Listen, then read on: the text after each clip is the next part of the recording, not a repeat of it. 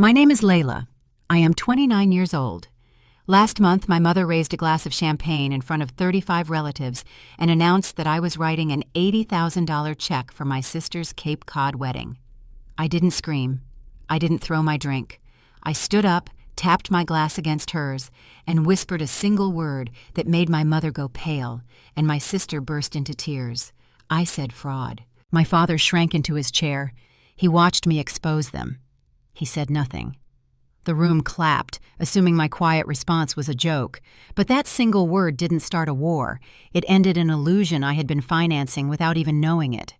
Before I take you back to that dinner, take a second to like and subscribe to Sofia Told Stories, and drop a comment telling me your age and where you are watching from right now. Let me take you to the private dining room at the Seaport Grill. It smelled of roasted garlic, drawn butter, and the kind of old Boston money my mother had spent her entire adult life trying to mimic. Outside the floor-to-ceiling windows, the dark water of Boston Harbor chopped against the docks. Inside, 35 of our relatives were on their third round of vintage champagne. My mother Barbara tapped a silver spoon against her crystal flute. The chatter in the room faded into an expectant hush. She smoothed the front of her tailored navy dress, beaming at the crowd with the polished grace of a seasoned politician. To my beautiful daughter, Haley, Barbara projected. Her voice carried effortlessly over the low jazz playing through the ceiling speakers. She gestured toward my younger sister. Haley sat wearing a custom silk dress and a diamond ring that caught the ambient light. And to my generous daughter Layla, my mother continued, who has so graciously agreed to write the check for this entire $80,000 Cape Cod dream. The room erupted into applause. Aunts and uncles turned in their chairs to beam at me, glasses raised in my direction. I am a corporate tax CPA. My profession requires me to remain unflappable while examining discrepancies. Panic is for people who do not have the receipts. I had the receipts. I picked up my water glass. I stood from my chair. I tapped the rim against Barbara's champagne flute, a crisp, delicate clink. Then I leaned across the linen tablecloth, lowering my voice so only the head table could hear the acoustics of my response. "Mom," I said, keeping my smile fixed for the relatives watching us. That is a beautiful sentiment, but we both know the only word for this arrangement is fraud. I pulled back and took a sip of my water. The surrounding room offered a polite, confused gasp. They assumed I was declining the financial credit with a dry, self-deprecating joke. But at the head table, the reaction was immediate and visceral. Barbara's painted smile froze. The color drained from her cheeks, leaving her makeup looking like a mask painted on chalk. Next to her, Haley dropped her gaze to her lap. Her shoulders shook as she began sobbing into a linen napkin. And then there was my father, Thomas. He didn't look at me. He just shrank down into his chair, staring at his half-eaten halibut. I noticed his suit jacket hung 2 inches too loose on his frame, pooling around his shoulders. When he reached for his water, his cuff rode up. It revealed a pale tan line on his wrist where his gold retirement watch used to sit. He had worn that watch every single day for a decade. Now it was gone. Those small, quiet details were the physical symptoms of a much deeper rot. I didn't drop the word fraud at that table to be cruel. I dropped it because I had spent that very morning sitting at my kitchen island in Somerville, looking at legally binding tax documents that proved my own parents were actively stealing from me. Do you know how it feels to smile for a room full of relatives while holding the paperwork that could send your mother to federal prison? It is a very specific kind of cold. To understand the dinner, you have to understand the trail of ink that led me there. It started the previous Tuesday. I am not a private investigator. I handle my family's standard 1,040 tax returns because it saves them money. It is a simple favor I have done since I passed my licensing exams. While reviewing their Schedule A deductions, I spotted a large unexplained interest payment to a regional bank in the Berkshire Mountains. Following the paper trail, I requested the supplemental documents from the bank portal I had access to as their preparer. What I found was a newly activated home equity line of credit. But the collateral wasn't just their house. It was legally tethered to a generation-skipping transfer trust. Our grandfather left me. That trust was designed to vest on my 30th birthday next year. It was my safety net.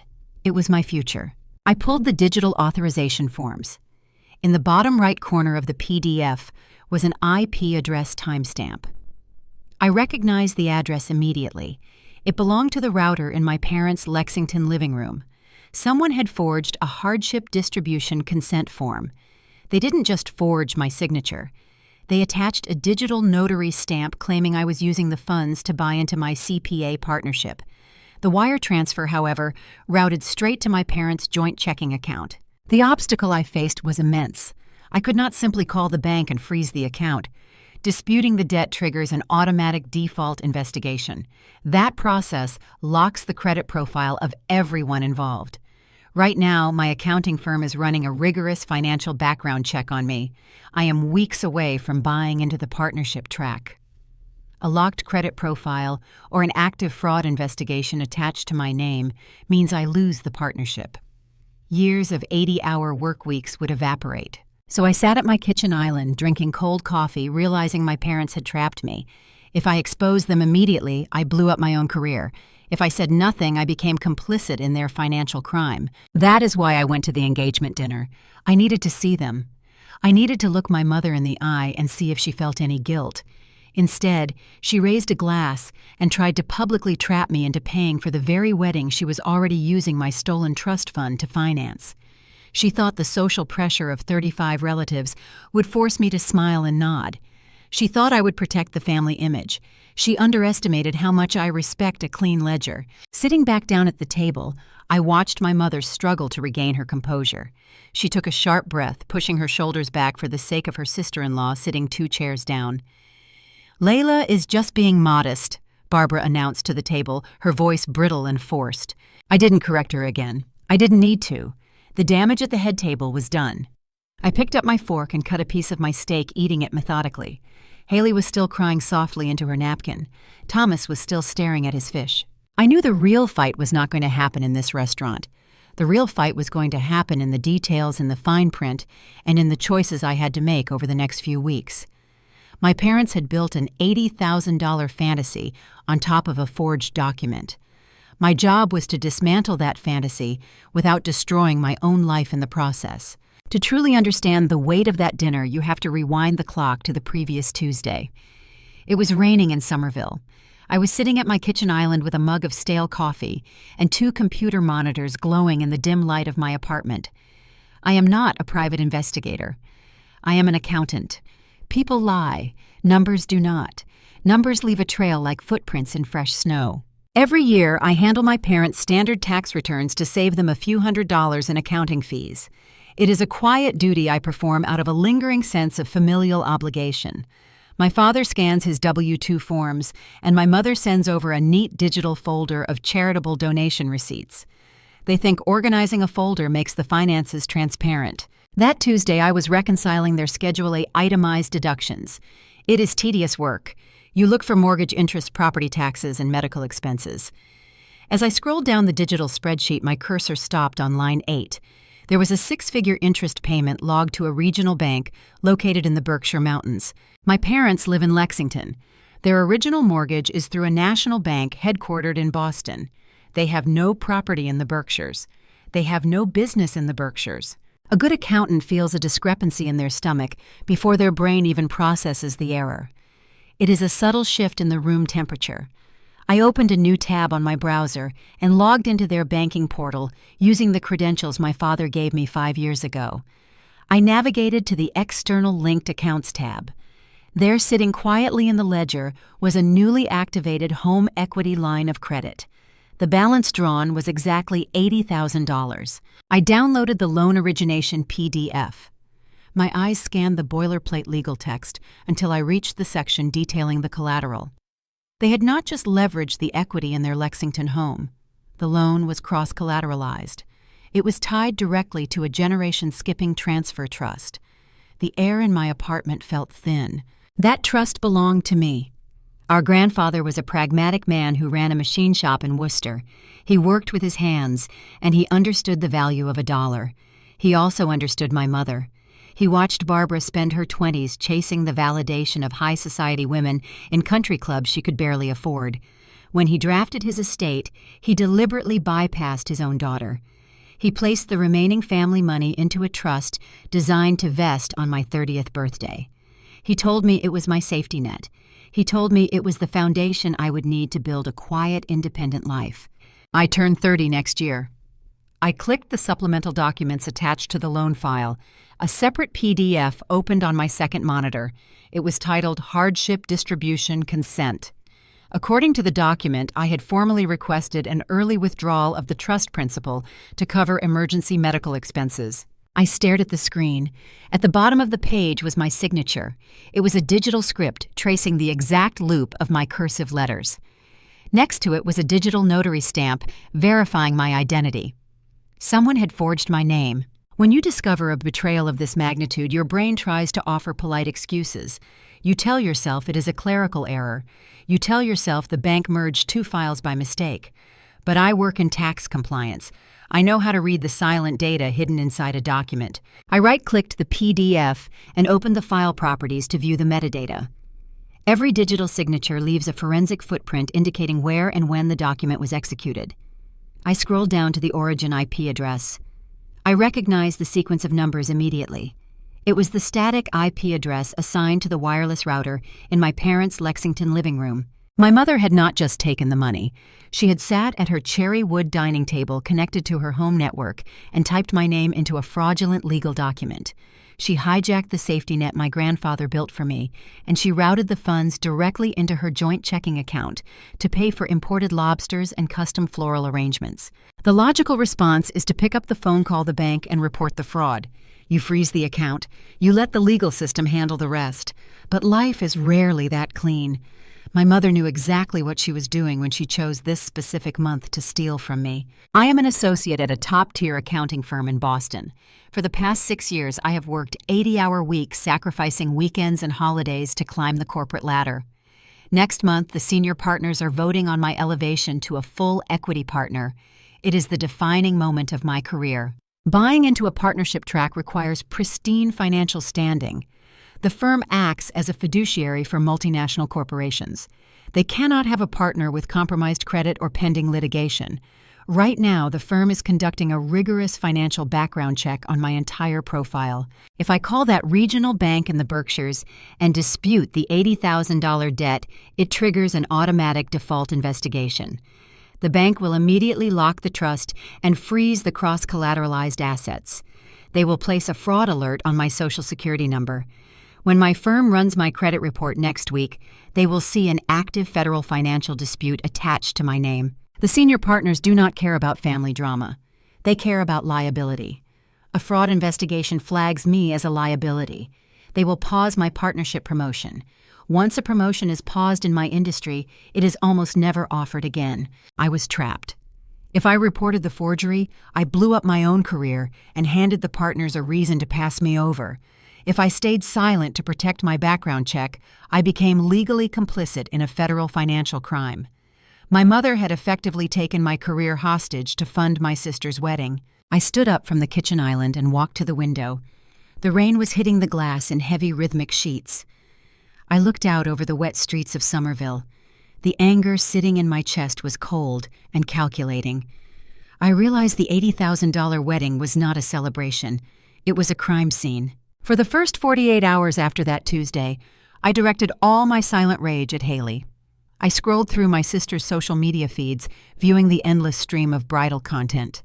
There she was smiling outside a bridal boutique on Newbury Street. There she was holding up her diamond ring at a country club luncheon.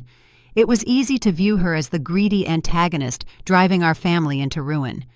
I convinced myself Haley was the mastermind demanding a lavish event to satisfy her own ego. I prepared to dismantle her dream piece by piece. But true conflicts rarely offer a simple villain. The anger I harbored toward my sister was about to fracture. The narrative I had built in my head regarding Haley's guilt shattered a few days later when my apartment intercom buzzed late in the evening. The person standing in the hallway was not the polished, glowing bride from the photographs. It was a woman buckling under a weight she could no longer carry. The illusion of the perfect Massachusetts wedding was hiding a generational trauma I had managed to escape, but she had absorbed entirely. And the conversation we were about to have would force me to realize that my sister was not the enemy. She was a casualty. The buzzer on my apartment wall let out a harsh, flat dial tone. I checked the video monitor expecting a late delivery driver. Instead, the grainy black and white screen showed my younger sister standing in the rain. Haley was not wearing the designer trench coat she usually paraded around the back bay.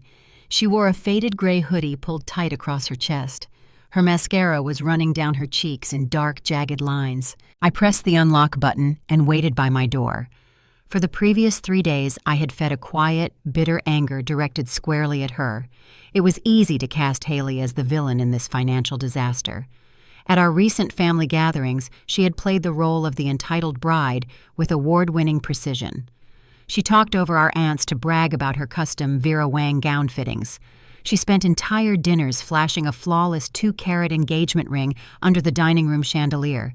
She complained about the cost of imported peonies while I secretly knew those flowers were bought with my stolen future. I had spent hours pacing my apartment formulating the exact sentences I would use to destroy her vanity. I wanted to tear down her perfect bridal facade. But as I opened my front door and watched her step into my hallway, the anger I had carefully cultivated began to falter. Haley looked like a ghost. She was shivering. Her shoulders were hunched forward, and her hands gripped the sleeves of her hoodie so hard her knuckles were white. I stepped aside and led her into the kitchen. I handed her a towel and poured a glass of water. She sat on a bar stool and stared at the granite countertop. The silence between us stretched for several long seconds. I waited for her to complain about a late vendor or a misprinted invitation. I waited for the bridezilla routine. Instead, she took a ragged breath and looked up at me. Her eyes were bloodshot. She told me she could not do this anymore. She said she felt like she was suffocating inside a life that did not belong to her. She looked at her engagement ring and twisted it around her finger like it was a shackle. Looking at her broken expression, a memory from 10 years ago hit me with sharp, sudden clarity. We were teenagers living in our parents' Lexington home. It was a Tuesday afternoon in early April. I had just walked through the front door carrying my backpack. I heard a strange, guttural weeping coming from the kitchen. I found our mother sitting on the hardwood floor surrounded by scattered mail. She was clutching a thick, cream-colored envelope. It was a rejection letter from Harvard University addressed to Haley. My mother was not crying to comfort her daughter. She was crying for herself. I remember Barbara looking up at the ceiling, her face twisted in genuine agony, wailing about what she would tell the other women at the country club. She shrieked that we looked like failures. She said the neighbors would pity us. Haley stood in the corner of the kitchen, pressing her back against the refrigerator. She looked small and hollow. She absorbed that toxic academic pressure right into her bones. That afternoon set the trajectory for both of our lives. I saw the trap my mother was building. I deliberately chose a different path. I enrolled in a solid, respectable state school in Amherst. I paid my own rent, worked quiet internships, and built a career in accounting far away from the elite social circles my mother worshipped. I became immune to her validation. Haley never figured out how to escape. She accepted the heavy crown of the golden child. She spent her late teens and early 20s trying to buy our mother's love with prestigious labels. She attended 2 different elite universities in New England. She flunked out of both. The academic rigor was crushing, but the weight of our mother's expectations was lethal. Haley spent years covering up her perceived inadequacies with designer clothes and curated social media posts. Now sitting in my Somerville kitchen, the curated posts were gone. Haley took a sip of the water and finally confessed the truth about her engagement. Brendan is a good man, but his family represents everything our mother idolizes and everything my sister fears. They are old Boston money. They have trust funds tied to Mayflower descendants and vacation homes on Martha's Vineyard. They operate in a world of silent judgment and inherited wealth. Haley began to cry again, harder this time. She told me Brendan's mother had spent the last 6 months making passive-aggressive remarks about our family's lack of pedigree. His aunts whispered about Haley's incomplete college transcripts during afternoon teas. Haley felt like an imposter who had tricked a wealthy heir into proposing. She was drowning in anxiety, terrified that one wrong move would expose her as a fraud to her future in-laws. She looked at me with a raw, desperate vulnerability. She confessed she did not even want a Cape Cod wedding. She hated the ocean. She hated the imported lobsters and the 300-person guest list. She and Brendan had originally discussed a quiet elopement in the mountains. But Barbara had hijacked the engagement the moment the ring slipped onto Haley's finger. Our mother saw the marriage as her ultimate redemption tour. A lavish high society event was Barbara's chance to prove to the Lexington Country Club crowd that her family had finally arrived. She steamrolled Haley's wishes, demanding a spectacle that would rival the weddings of Brendan's elite cousins. Haley told me she just wanted to feel like she was enough. She wanted one day where she did not have to perform for an audience. She was letting our mother control the wedding because she thought it was the only way to earn Barbara's permanent approval. She thought a perfect wedding would finally erase the shame of that Harvard rejection letter. I stood leaning against my kitchen counter, processing her words. The narrative I had constructed earlier that week dissolved. Haley was not the architect of my financial ruin. She was just another asset my mother was leveraging to buy social status. Barbara was using my stolen trust fund to purchase an $80,000 stage, and she was forcing my sister to act out a play she hated. I walked around the island and put my hand on my sister's shoulder. I let her cry until she ran out of tears.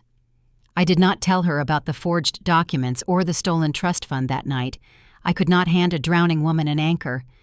Discovering that her dream wedding was built on a federal crime would have shattered whatever fragile sanity she had left. When Haley finally washed her face and ordered a ride back to her apartment, the dynamic between us had shifted. We were no longer rivals competing for space in a dysfunctional family. We were two women trapped in the same burning building. I locked the door after she left and walked back to my computer monitors. The glowing screens displayed the bank statements and the forged notary stamps. My instinct to protect myself was now intertwined with a fierce desire to protect my sister from the toxic cycle our mother had created. I needed a strategy to dismantle the wedding without letting Haley take the collateral damage. I opened my email to contact a lawyer I knew from my firm, but before I could type a single sentence, a new notification chimed in my inbox. It was an automated message from the regional bank in the Berkshires. The subject line contained an urgent compliance notice. My quiet, discreet inquiries into the home equity line of credit had triggered a security algorithm. The bank was initiating a formal audit on the trust account. The digital walls were closing in faster than I anticipated. The financial crisis was no longer a private family secret waiting for me to solve it. It was becoming an active corporate investigation, and my name was printed right at the top of the ledger. I stared at the subject line of the email until the letters blurred together. Urgent compliance notice. The regional bank in the Berkshire Mountains was no longer a passive ledger. It was awake. My attempts to investigate the home equity line of credit by logging into the portal and downloading documents had tripped an automated security protocol. Financial institutions employ sophisticated software designed to detect unusual behavior. A sudden flurry of downloads on a high-value trust account that had sat dormant for years was a bright red flag to their risk management department. I clicked open the message. The bank was initiating a formal audit to verify the hardship distribution. They required updated identification records, a secondary confirmation of the digital notary, and matching tax filings to prove the funds were applied to the stated medical emergency. My chest tightened until taking a normal breath felt like a chore. The situation had just morphed from a private family nightmare into a federal liability. I am not just an aggrieved daughter in this scenario. I am a licensed, certified public accountant. My signature sits at the bottom of my parents' previous tax returns listed clearly on the line designated for the paid preparer. When the bank initiates a compliance audit, they inevitably cross-reference the loan documentation with recent IRS filings to verify income and assets. The moment a banking auditor looks closely at that forged digital signature, the entire facade will crumble. The legal reality of my profession is rigid. The American Institute of Certified Public Accountants mandates a strict code of professional conduct. If a bank auditor flags the transaction as fraudulent, they are legally obligated to report it to federal authorities. We are talking about wire fraud and the illegal disbursement of a generation-skipping trust. If I attempt to shield my parents to protect them from prosecution, I cross a very clear ethical line. I become a co-conspirator. The state accounting board will revoke my CPA license. My career will end before my 30th birthday. But the alternative felt like swallowing glass. If I step forward and proactively report the forgery to the bank, I am the one holding the match. I would be signing the sworn statement that sends my own mother and father into a federal courtroom. I would be the architect of their ruin. I spent my entire 20s building my professional credentials. While my sister chased the approval of high society matrons, I sat in fluorescent-lit libraries studying tax law and ethical compliance. I passed all 4 sections of the uniform CPA examination on the first try. That license is not just a piece of paper. It represents my independence. It is the armor I built to survive the suffocating expectations of a mother who valued pedigree over character. Losing my license meant losing the only identity I actually chose for myself. My parents had effectively taken my career hostage to fund my sister's wedding.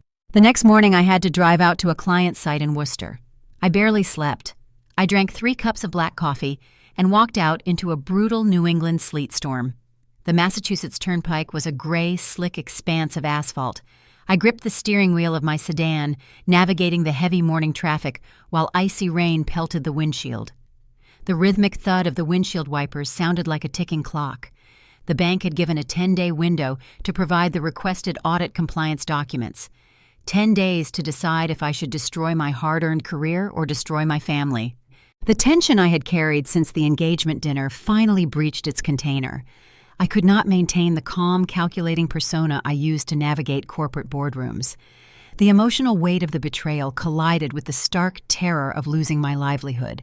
I engaged my turn signal and steered the car onto the gravel shoulder of the highway just past the toll plaza. I shifted the transmission into park and let go of the steering wheel. I could barely breathe. A raw, jagged sound ripped out of my throat.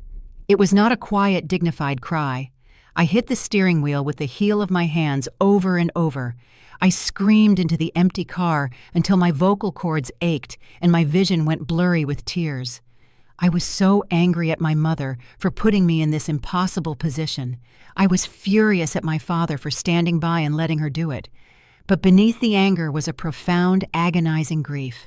I realized my parents viewed me as collateral damage. They weighed my future against a catered reception on Cape Cod and decided the reception was more important.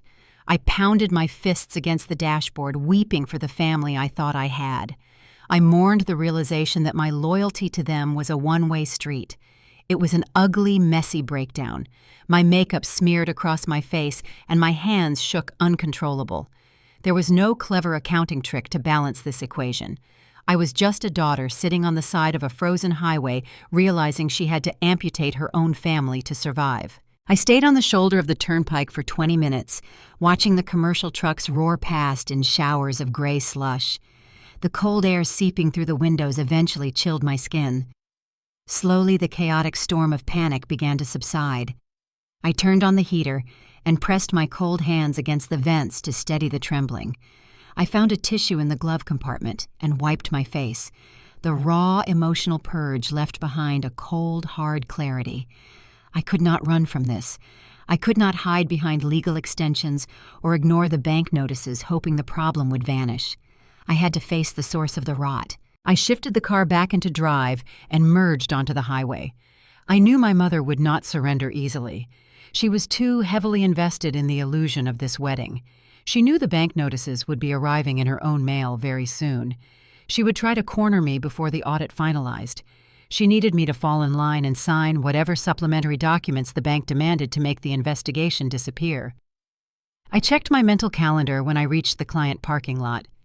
In 2 days, Barbara was hosting an extravagant bridal shower for Haley in Lexington. It would be a house full of wealthy neighbors, imported champagne, and suffocating social pressure. It was the perfect stage for my mother to ambush me. She thought she could use guilt to force my compliance.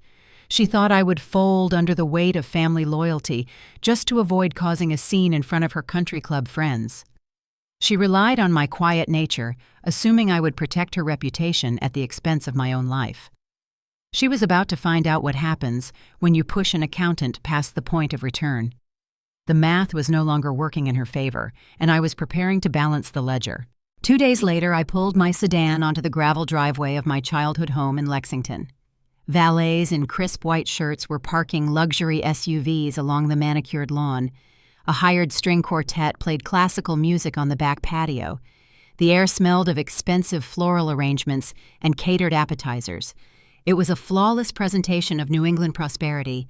It was also a lie. I walked through the heavy oak front door and handed my coat to a hired attendant. In the living room, Brendan's relatives mingled with my mother's country club acquaintances. Waitstaff circulated with silver trays holding crystal champagne flutes. Standing near the fireplace, Barbara held court. She wore a pastel silk dress and laughed at a joke told by Brendan's aunt. From a distance, she looked like the epitome of generational wealth. I kept to the perimeter of the room, sipping sparkling water and watching the performance. I knew why I was here. This was not a celebration.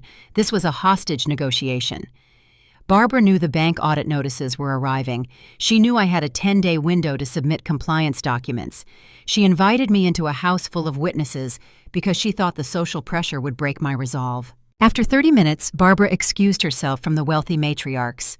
She caught my attention across the room and gave a quick, subtle nod toward the hallway leading to the kitchen. I set my glass down and followed her. We bypassed the main kitchen where the catering team was busy preparing finger sandwiches. Barbara pulled me into the narrow butler's pantry and firmly shut the door. The ambient noise of the string quartet muffled behind the heavy wood. The flawless hostess facade vanished the instant the latch clicked. Barbara dropped her shoulders. The vibrant energy drained from her posture, leaving her looking older and fragile. Her hands trembled as she reached into a hidden pocket of her dress and pulled out a folded piece of paper. She flattened the document on the marble counter between us. It was a retroactive consent form. The bank required my physical signature to validate the forged digital authorization. Signing it would legitimize the theft. It would make the early trust withdrawal legal, clearing the audit and protecting my CPA license. It would also mean I willingly surrendered my $80,000 safety net. "Sign it," Barbara whispered. Her voice was jagged and raw. "Please, Layla, just sign it, and I swear we will pay you back." I looked at the paper and then at my mother. I asked her why she did it. I demanded to know why she chose to steal my future instead of simply scaling back the wedding. Barbara gripped the edge of the marble counter. Her knuckles turned white. She looked up at the ceiling, blinking rapidly to stop the tears from ruining her makeup. "Your father lost his pension," she said. The words came out like broken glass. I froze. Thomas had worked as an executive for a regional logistics firm for 25 years. He was the breadwinner who financed the Lexington house and the country club dues. 3 years ago, the firm went bankrupt. Barbara continued, her voice trembling. The executive retirement fund evaporated. The severance ran out in 6 months. Thomas has not been able to find another executive role since. No one wants to hire a 60-year-old man in a declining industry. The pieces of the puzzle slammed together. The gold retirement watch missing from his wrist at the engagement dinner. He had pawned it, the suit hanging loose on his frame. He had lost 20 pounds from the chronic stress of unemployment. They had hidden their financial ruin out of pure debilitating shame. They kept paying the country club dues on credit just to maintain the illusion of success. "We borrowed the trust money to keep the family afloat," Barbara pleaded. She stepped closer to me. The panic in her eyes was genuine. "We were drowning, Layla. We maxed out the credit cards. We took out a second mortgage. I thought Thomas would secure a new position by now. I thought we could replace the funds before you ever found out." I stared at her. "But you did not use the money to pay the mortgage," I said.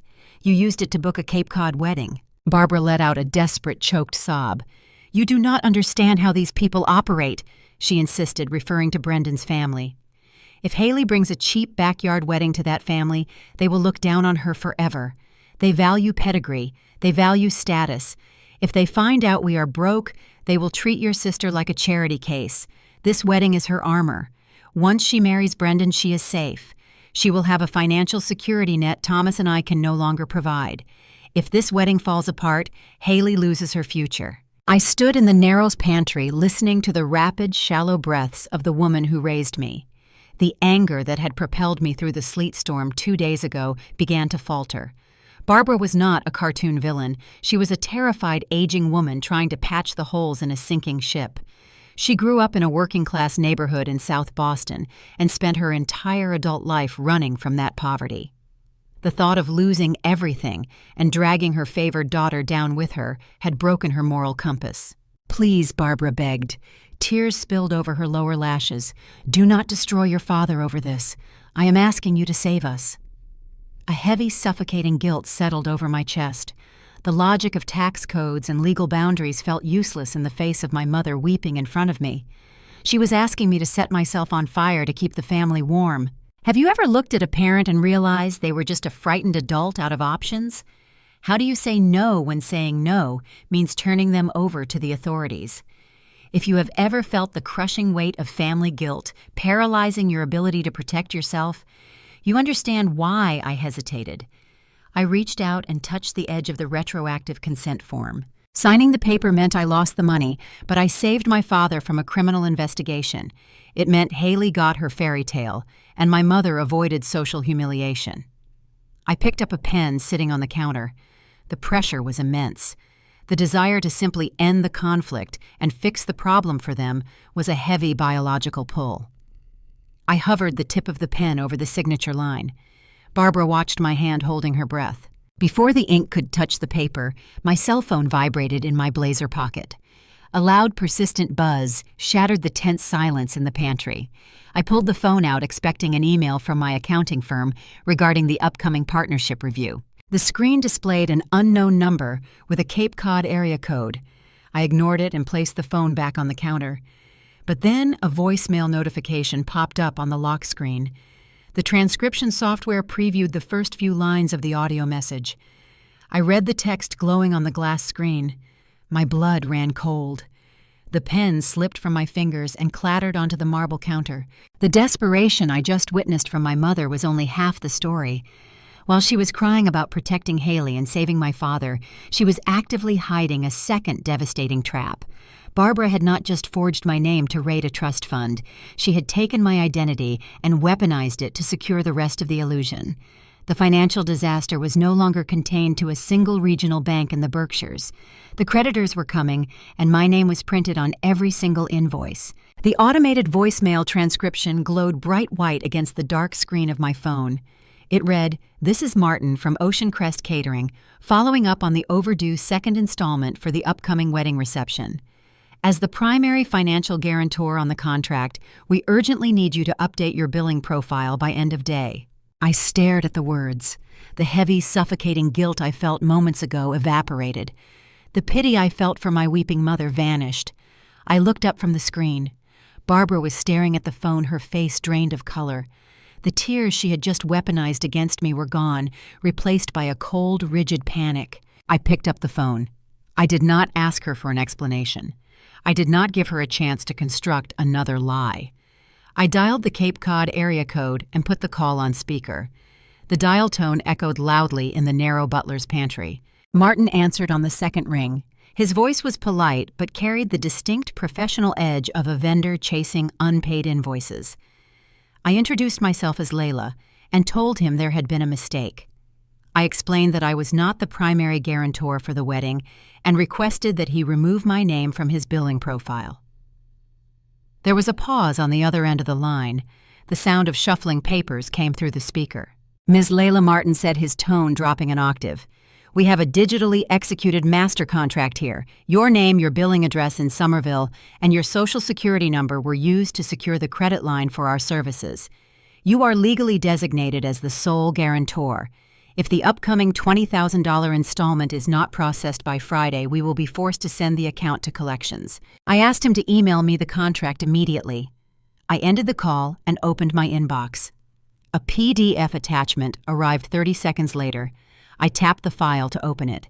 It was a 20-page catering agreement detailing imported seafood stations, an open premium bar, and custom floral centerpieces. I scrolled past the decadent menu options straight to the final page.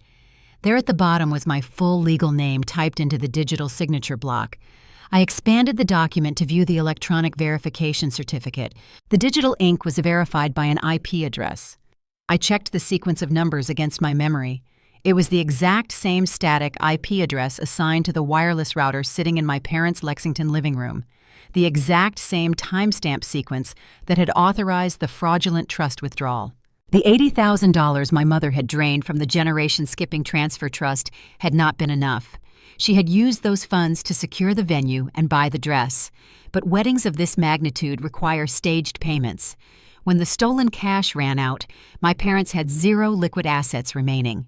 They could not qualify for a line of credit because their own credit scores were ruined by their hidden bankruptcy. So Barbara pivoted. She used the personal information she had access to as a mother. She took my Social Security number, my clean credit history, and my professional credentials as an accountant.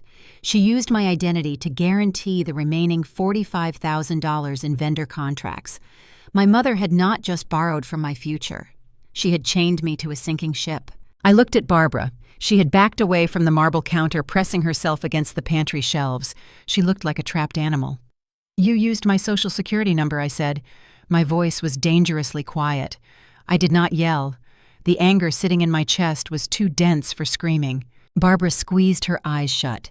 "The vendors required a guarantor with prime credit," she whispered. "Thomas could not pass the soft pull. Haley has no income. The catering company was going to cancel the booking, Layla. They were going to release the date. Brendan's family had already booked their hotel blocks in Chatham. If I lost the caterer, the whole wedding would collapse. I had to secure the contract." "You committed felony identity theft to buy lobsters," I replied. The panic I felt was no longer a theoretical fear of a bank audit. It was an immediate, visceral threat. These Cape Cod vendors did not care about the emotional nuances of a broken family. They operated small businesses with tight margins. They only cared about legally binding contracts. Because my name was listed as the sole guarantor, they had the legal right to bypass my parents entirely. When the Friday deadline arrived and the $20,000 installment failed to process, Ocean Crest Catering would send the debt to a commercial collection agency. The agency would immediately report the default to all 3 major credit bureaus. My pristine credit score would tank within 48 hours. The accounting firm where I worked monitored the credit profiles of all partnership track candidates. A sudden $45,000 commercial default would trigger an automatic suspension of my promotion. The collection agency could file a civil suit and garnish the wages from my personal business accounts. My mother had handed a loaded gun to strangers and pointed it directly at my career. What would you do if you realized your own mother had weaponized your identity to purchase an illusion? The terror in that moment is suffocating. You realize the people who are supposed to protect you are the ones actively feeding you to the wolves. If you have ever discovered a family member opening a credit card in your name, you know the specific betrayal that hollows out your stomach. I slid the retroactive consent form for the trust across the marble counter toward Barbara. I picked up my pen and snapped it in half, throwing the plastic shards into the trash bin. "I am not signing this," I said. Barbara lunged forward, grabbing my wrist. Her manicured nails dug into my skin. "Layla, please," she begged. "You cannot back out now. If you do not sign that form, the bank will arrest your father. If you do not cover the caterer, they will ruin your credit anyway. You are already involved. You have to help us fix this." She was right about the trap, but she was wrong about how I would dismantle it. She expected me to panic and absorb the debt to save my own credit score. She expected me to become the financial martyr my sister needed. I pulled my wrist out of her grip. "You fix this," I told her. "You and Dad figure out how to pay those vendors by Friday, because if my accounts are charged a single dime, I will walk into a police station and file a formal identity theft report." I turned around and grabbed the brass handle of the pantry door. "You wouldn't," Barbara hissed. Her voice dropped the pleading tone and hardened into a threat. "You will not send your own father to jail over a catering bill. You do not have the stomach to destroy this family." I opened the door, allowing the classical music and the chatter of wealthy guests to flood the narrow space. I did not look back at her. I walked straight through the living room, past the silver trays of champagne and the women admiring Haley's engagement ring. I retrieved my coat from the attendant and walked out into the cold New England air. My mother was banking on my emotional weakness. She believed my love for Thomas would prevent me from taking the necessary legal action to clear my name. She assumed my father was a passive victim in her scheme, someone I would blindly protect. But as I drove my sedan away from the Lexington house, a new painful reality began to solidify in my mind. Barbara could not have executed this level of financial fraud alone. The home equity line of credit required 2 signatures. The vendor guarantees required dual authorization. My mother was the architect of the illusion, but my father was the co-signer. I needed to know exactly how complicit he was. I needed to look Thomas in the eye and find out if the quiet, steady man who taught me how to ride a bicycle had willingly signed his name to my destruction. Because if I was going to dismantle the contracts and survive the audit, I had to know if I was fighting one parent or two. The answer I found the next morning would break whatever fragile loyalty I had left. The morning sun barely cut through the gray, overcast sky as I drove toward the waterfront. I bypassed the manicured suburbs and headed straight for the industrial side of Boston Harbor. The salt air coming through the car vents smelled of low tide and diesel fuel. It was a sharp contrast to the expensive floral arrangements choking my mother's living room the day before. I was not looking for Barbara. I already knew what she was capable of doing to preserve her social standing. I needed to find my father. I parked near a row of weathered wooden slips. Seagulls circled overhead, diving for scraps left behind by the commercial fishing crews. At the far end of the dock sat a 20-year-old fiberglass skiff. Thomas had purchased that small boat a decade ago during a lucrative bonus year at his logistics firm. He used to take Haley and me out on the water every summer. It was his sanctuary away from the suffocating pressure of Lexington society. Now it was just a decaying piece of property he could not afford to maintain. I spotted him sitting near the stern. He wore a faded flannel shirt and stained denim jeans. He held a putty knife in his right hand, quietly applying fiberglass resin to a deep crack in the hull. His posture was stooped. The man who used to command boardrooms now looked like a ghost haunting his own life. I walked down the wooden planks. My footsteps echoed over the lapping water. I had spent the entire drive rehearsing a calculated professional speech. I planned to lay out the financial liabilities, the legal consequences, and the exact timeline of the vendor defaults. I wanted to interrogate him with the detached precision of an auditor, but as I reached the end of the dock, the stoic accountant persona I relied on evaporated. The raw betrayal eclipsed my logic. I did not deliver a cinematic monologue. I stopped 3 feet away from him and threw my leather purse onto the wooden dock. The metal hardware cracked loudly against the planks. Thomas flinched, dropping his putty knife. He turned around to face me. I lost my temper. The carefully constructed professional boundaries tore wide open. I started yelling. The words tumbled out of my mouth in a jagged, unpredictable rhythm. I demanded to know how a father could sit at a dining room table and watch his wife forge their oldest daughter's signature. I asked him how he could sleep at night, knowing my Social Security number was being used to buy imported seafood for a party I did not even want to attend. Hot, angry tears spilled down my face. My chest heaved with every sentence. I screamed that my career was on the line.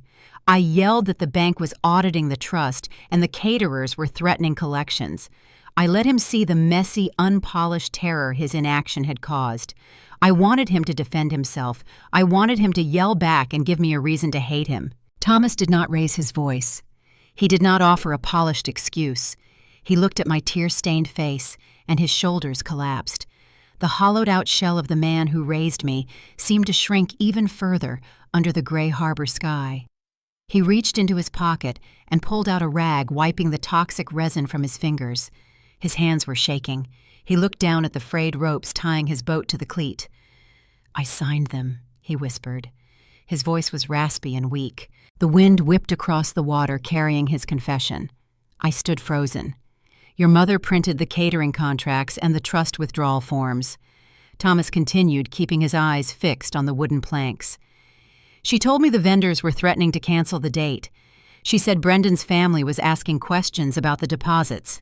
I told her we had no money left. I told her the severance was gone." He looked up at me. His eyes were red-rimmed and heavy with exhaustion. "Barbara said she only needed a bridge loan," he explained.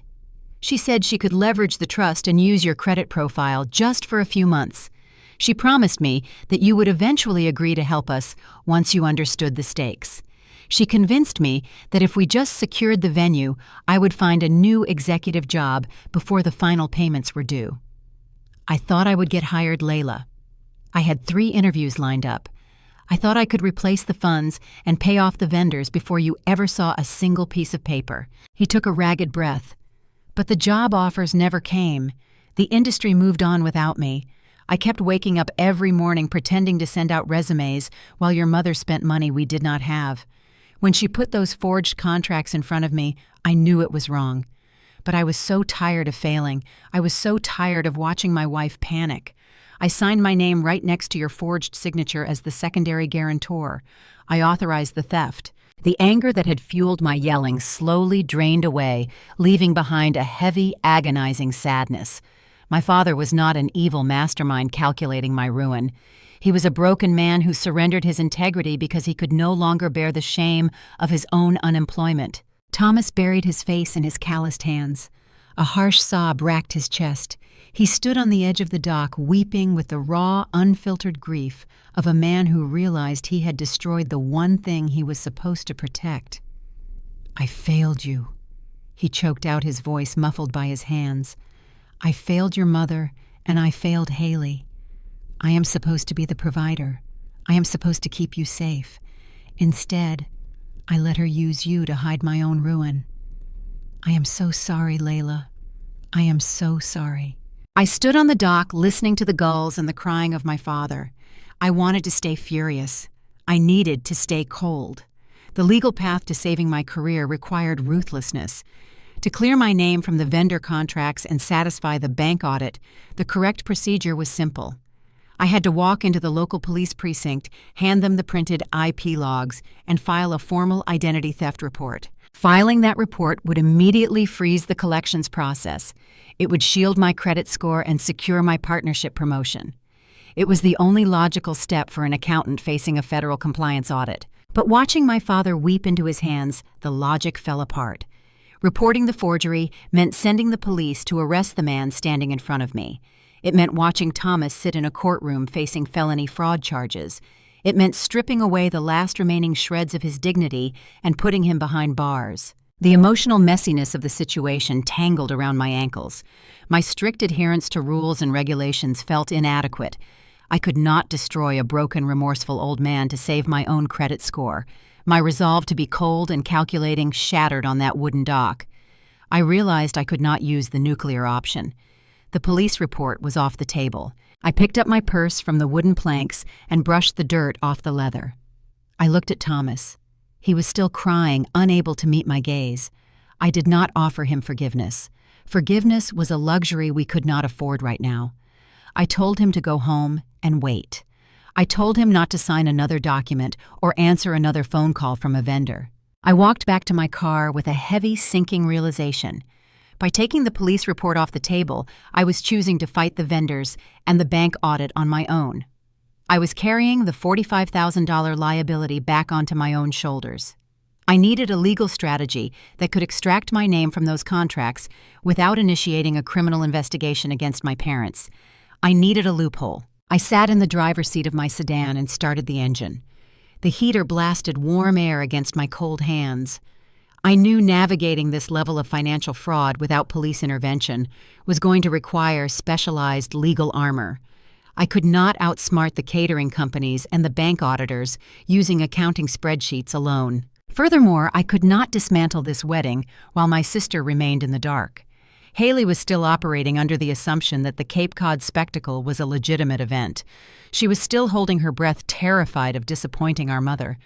If I was going to unweave this toxic financial web, I needed my sister to understand the truth about the foundation she was standing on. I pulled my phone out of my pocket and scrolled through my contacts until I found the number for a seasoned attorney I occasionally consulted for complex tax litigation. I drafted a brief, urgent message requesting an immediate consultation.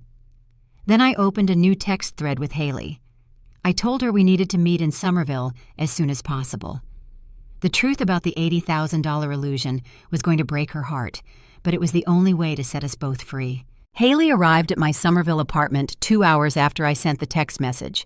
She wore the same faded gray hoodie from her previous visit. She asked why I looked so exhausted. I did not offer a soft preamble or try to protect her feelings. I told her I had just spent the morning watching our father weep on a boat dock because he helped forge my signature. Haley stopped talking. I told her we were going for a drive to downtown Boston. I explained that the Cape Cod wedding was a financial crime scene and she needed to hear the exact legal facts from an objective third party. We drove down Interstate 93 in silence. The gray harbor sky had turned into a steady, freezing drizzle. Haley stared out the passenger window, watching the city skyline grow larger against the bleak horizon. The tension inside the car was thick with unspoken dread. She knew the illusion was fracturing, but she did not yet understand the staggering cost of the damage. My appointment was with a seasoned tax litigator named David. I occasionally consulted his practice for complex corporate audits. His office sat on the 14th floor of a high-rise in the financial district overlooking the Custom House. David was a pragmatic man who dealt in risk assessment and damage control. He did not offer emotional platitudes. He offered solutions. We sat in high-backed leather chairs across from his polished mahogany desk. I unzipped my briefcase and pulled out the evidence.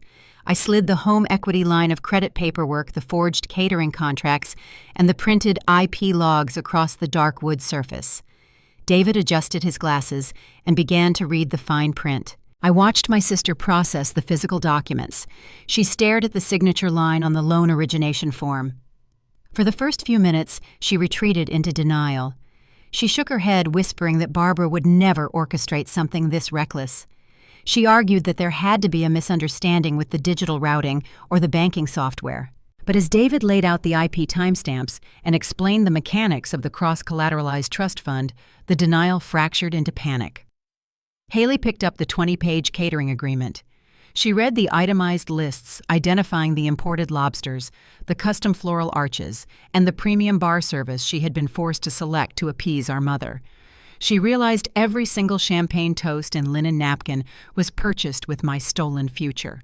The panic settled into a hollow, utter devastation. Haley dropped the papers onto the desk. She covered her mouth with trembling hands. The fairy tale wedding she hated was actually a financial cage our mother built using stolen parts. Haley looked at me with wide, terrified eyes, recognizing that she was the bait our parents used to justify their fraud. David stacked the papers into a neat pile. He looked at me with the detached sympathy of a lawyer who has seen money tear families apart for decades. He delivered the harsh reality check I had been dreading. I explained to him that I refused to file a formal police report against my father. I told him I needed to solve the vendor defaults without initiating a criminal investigation. David leaned back in his chair and folded his hands. He told me that extracting my name from the vendor contracts without a police report was virtually impossible. Civil courts require a criminal complaint to invalidate a digitally executed guarantee. He broke down the timeline to illustrate the trap. A standard fraud investigation takes 6 to 8 months to process through the backlogged legal system.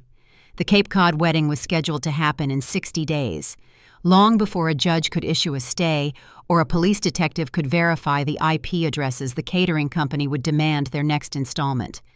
When that $20,000 payment failed, they would immediately send the debt to commercial collections. David laid out the exact consequences for my career. The moment the collection agency reported the default, my credit profile would tank. My accounting firm would see the derogatory mark during my partnership background check. My promotion would be canceled. He explained there were no quick legal fixes to erase my name from the dotted line. If I wanted to avoid collections and keep my parents out of a federal courtroom, I could not rely on the slow grind of the justice system. I had to use financial strategy. David suggested I treat the situation like a failing corporate acquisition. I needed to restructure the debt, negotiate early cancellation penalties, and liquidate the liabilities before the due dates arrived. He pointed out a crucial detail hidden in the fine print of the catering agreements. The contracts contained a cancellation clause. If the event was canceled within a specific window, the guarantor was only liable for a percentage of the total cost instead of the full $45,000. He warned me that the longer we waited, the higher the penalty would climb. Every passing week locked in more non-refundable deposits. If we wanted to mitigate the damage, we had to act fast. It meant I had to engage the vendors directly and bargain my way out of the trap using my own leverage. We left the high-rise and walked out onto the damp Boston pavement. The freezing rain had stopped, leaving the city slick and reflective. Haley wrapped her arms around her stomach, shivering in the damp wind. She did not cry. The endless weeping she had done in my kitchen days prior was replaced by a quiet, focused determination. She looked at me with a new, profound clarity. The golden child illusion was dead. She apologized to me. She said she was sorry that our parents used my life to finance her performance. She promised she would do whatever it took to help me tear the wedding apart. We stood on the sidewalk united by a shared, terrifying reality. The $80,000 wedding was a bomb wired to detonate in 60 days. If we let the clock run out, it would destroy my career and send our parents to prison. We could not just cancel it openly because Barbara would escalate her lies to save face, and the vendors would still demand their guarantees. We had to dismantle the event from the inside. We had to quietly unweave the contracts, negotiate the penalties, and restructure the debt without tipping off our mother. It was the first time in our lives we were truly on the same side. We were no longer the forgotten daughter and the pressured golden child. We were partners facing a hostile corporate takeover. I unlocked my car, and we climbed inside. The plan was dangerous and carried a heavy financial risk. I was going to have to use my own savings to bait the trap and force my parents into a corner. I started the engine, knowing the next phase required me to step out of the shadows and take control of the ledger. I had to face the Cape Cod vendors directly and calculate the exact price of our freedom. I dropped Haley off at her apartment and drove back to Somerville. The emotional exhaustion of the morning was replaced by a sharp clinical focus. I am an accountant trained to manage distressed assets and restructure corporate liabilities. My parents had essentially orchestrated a hostile takeover of my financial identity. I needed to execute a countermaneuver to neutralize their leverage. I sat down at my kitchen island, opened my laptop, and began building the architecture of my defense. The first step was isolating the immediate threat. The Cape Cod vendors held the power to destroy my credit profile. If I let the Friday deadline pass, the default would initiate a chain reaction of collections and civil suits. I needed to cut the fuse before the bomb detonated. I picked up my phone and dialed the number for Ocean Crest Catering. I bypassed Martin, the mid-level manager, who had left the threatening voicemail. I navigated the corporate directory until I reached the owner of the company. A woman named Claire answered the line. Her tone was brisk and guarded, anticipating another excuse for a delayed payment. I did not offer excuses. I utilized the precise, unvarnished vocabulary I used during high-stakes corporate negotiations.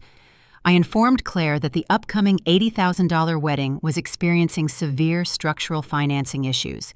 I stated plainly that the primary funding source had evaporated. Claire sighed audibly. She began reciting the standard legal consequences for breaking a digitally executed guarantee.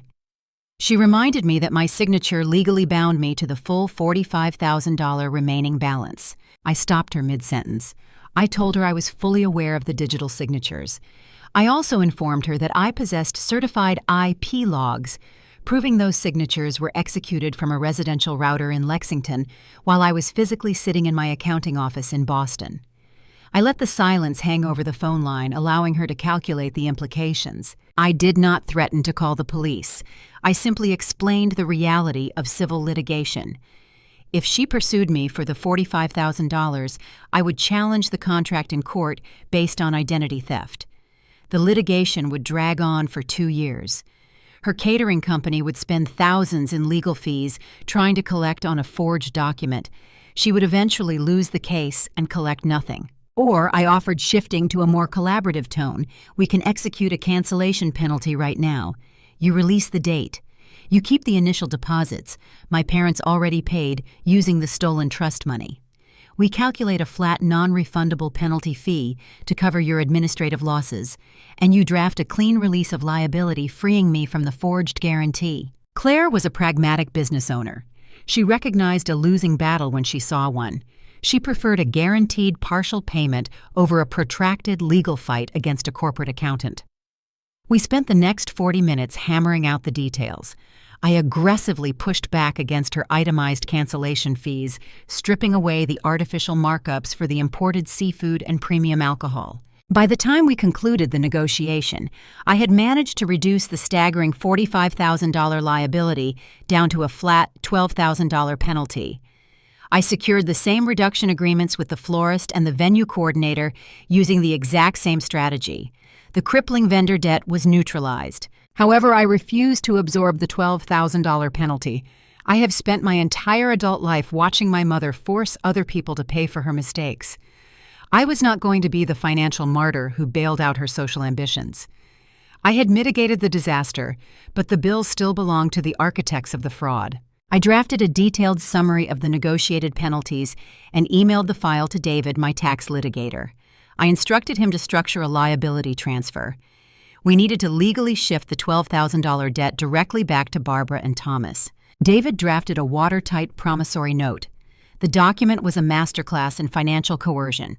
It explicitly stipulated that Barbara and Thomas Caldwell must assume full legal responsibility for the $12,000 vendor cancellation fees.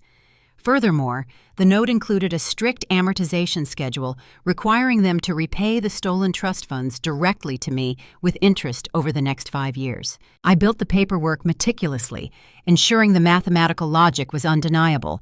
Every figure was backed by a corresponding bank statement or vendor invoice. There was no room for emotional manipulation or convenient memory lapses. The numbers told a cold chronological story of theft and recovery. The promissory note was designed as a legal cage. I included a severe trigger clause. If my parents refused to sign the document assuming the debt, the cancellation protections I had negotiated with the vendors would immediately void. The catering company, the florist, and the venue would instantly pursue my parents for the full $45,000 balance. Since my parents had zero liquid cash and ruined credit scores, a $45,000 civil judgment would force them into immediate public bankruptcy. The Lexington Country Club Society would witness their financial collapse in real time. The illusion of wealth Barbara had spent her life cultivating would shatter in front of her neighbors. I was presenting them with a binary choice. They could comply, sign the promissory note, and accept a quiet, structured repayment plan, or they could refuse and face total public ruin. I was no longer the quiet, compliant daughter waiting for my mother to dictate the terms of my life. I was the primary creditor holding the deed to their reputation. I printed the final documents and arranged them in a leather portfolio. The stack of paper felt heavy with authority. I had successfully dismantled the external threats and isolated the conflict. I had a clear path to clear my name and protect my CPA license. But a significant variable remained unchecked. Haley and I were working in secret, but the wedding involved two families. Brendan, the wealthy heir from the old Boston family, was entirely unaware of the chaos unfolding behind the scenes. He still believed he was marrying into a stable, prosperous household. He still believed the $80,000 Cape Cod spectacle was a legitimate event moving forward as planned. If Haley and I were going to detonate this financial bomb, we needed to control the blast radius. We could not blindside Brendan at the last minute. His reaction could complicate our strategy or, worse, push Haley back into our mother's toxic orbit out of fear of losing her relationship. I needed to know if Brendan was marrying my sister because he loved her or if he was simply playing his part in a high society merger. I needed to bring him into the fold and show him the ugly, unvarnished truth about the family he was about to join. His reaction to the stolen money and the forged contracts would dictate the final phase of our plan. I called Haley and told her it was time to bring the groom to the table. The fluorescent lights of the Somerville diner buzzed overhead, casting a harsh glare on the Formica table. It was a local spot miles away from the polished, upscale restaurants my mother preferred. The air smelled of stale coffee and fried potatoes. Haley sat across from me, tracing the rim of a ceramic mug with a trembling finger. She looked terrified. The door chimed and Brendan walked in. Brendan came from the kind of old Boston money that did not need to announce itself. He wore a simple wool sweater and worn leather boots. His family owned sprawling estates and generated quiet generational wealth, but they drove old Volvos and avoided public displays of affluence. He was stoic, fiercely private, and deeply traditional. He possessed the exact pedigree Barbara coveted, but none of the ostentatious behavior she associated with it. He slid into the vinyl booth next to Haley, kissing the top of her head. He sensed the heavy atmosphere immediately. He looked at my serious expression and then at Haley's red-rimmed eyes. He asked us what was wrong. Haley took a deep breath. She did not try to soften the blow or protect our family's image. She laid the ugly truth out on the sticky table. She told Brendan about the forged home equity line of credit. She explained how Barbara raided my trust fund to secure the venue. She confessed that the vendor contracts were signed using my stolen identity. She told him the $80,000 Cape Cod spectacle was a mirage built on federal fraud. I watched Brendan process the information. The muscles in his jaw tightened. His stoic demeanor remained intact, but his eyes widened with quiet shock. Wealthy families deal with their fair share of hidden scandals, but blatant identity theft and forged bank documents crossed a severe line. Haley gripped her coffee mug, her knuckles white, fully expecting him to stand up and walk out of the diner. She believed the revelation of our toxic, fractured family would convince him to call off the engagement. Instead, Brendan reached across the table and placed his hand over hers. He did not pull away. He looked at Haley with a profound, unvarnished empathy. He thanked her for telling him the truth. He said he knew something had been wrong for months. He had watched her shrink under Barbara's intense planning demands. He noticed the constant anxiety shadowing her every move. He told her he was marrying her, not her family's balance sheet. Then Brendan turned to me. He exhaled a long, slow breath and leaned back against the vinyl booth. He revealed a piece of the puzzle that shifted my understanding of the entire crisis. When Haley and I first got engaged, Brendan said, his voice low and steady. My parents invited Thomas and Barbara to our house in Concord for dinner. We sat in the study and discussed the logistics of the wedding. My father knows the economy has been tough on the logistics industry.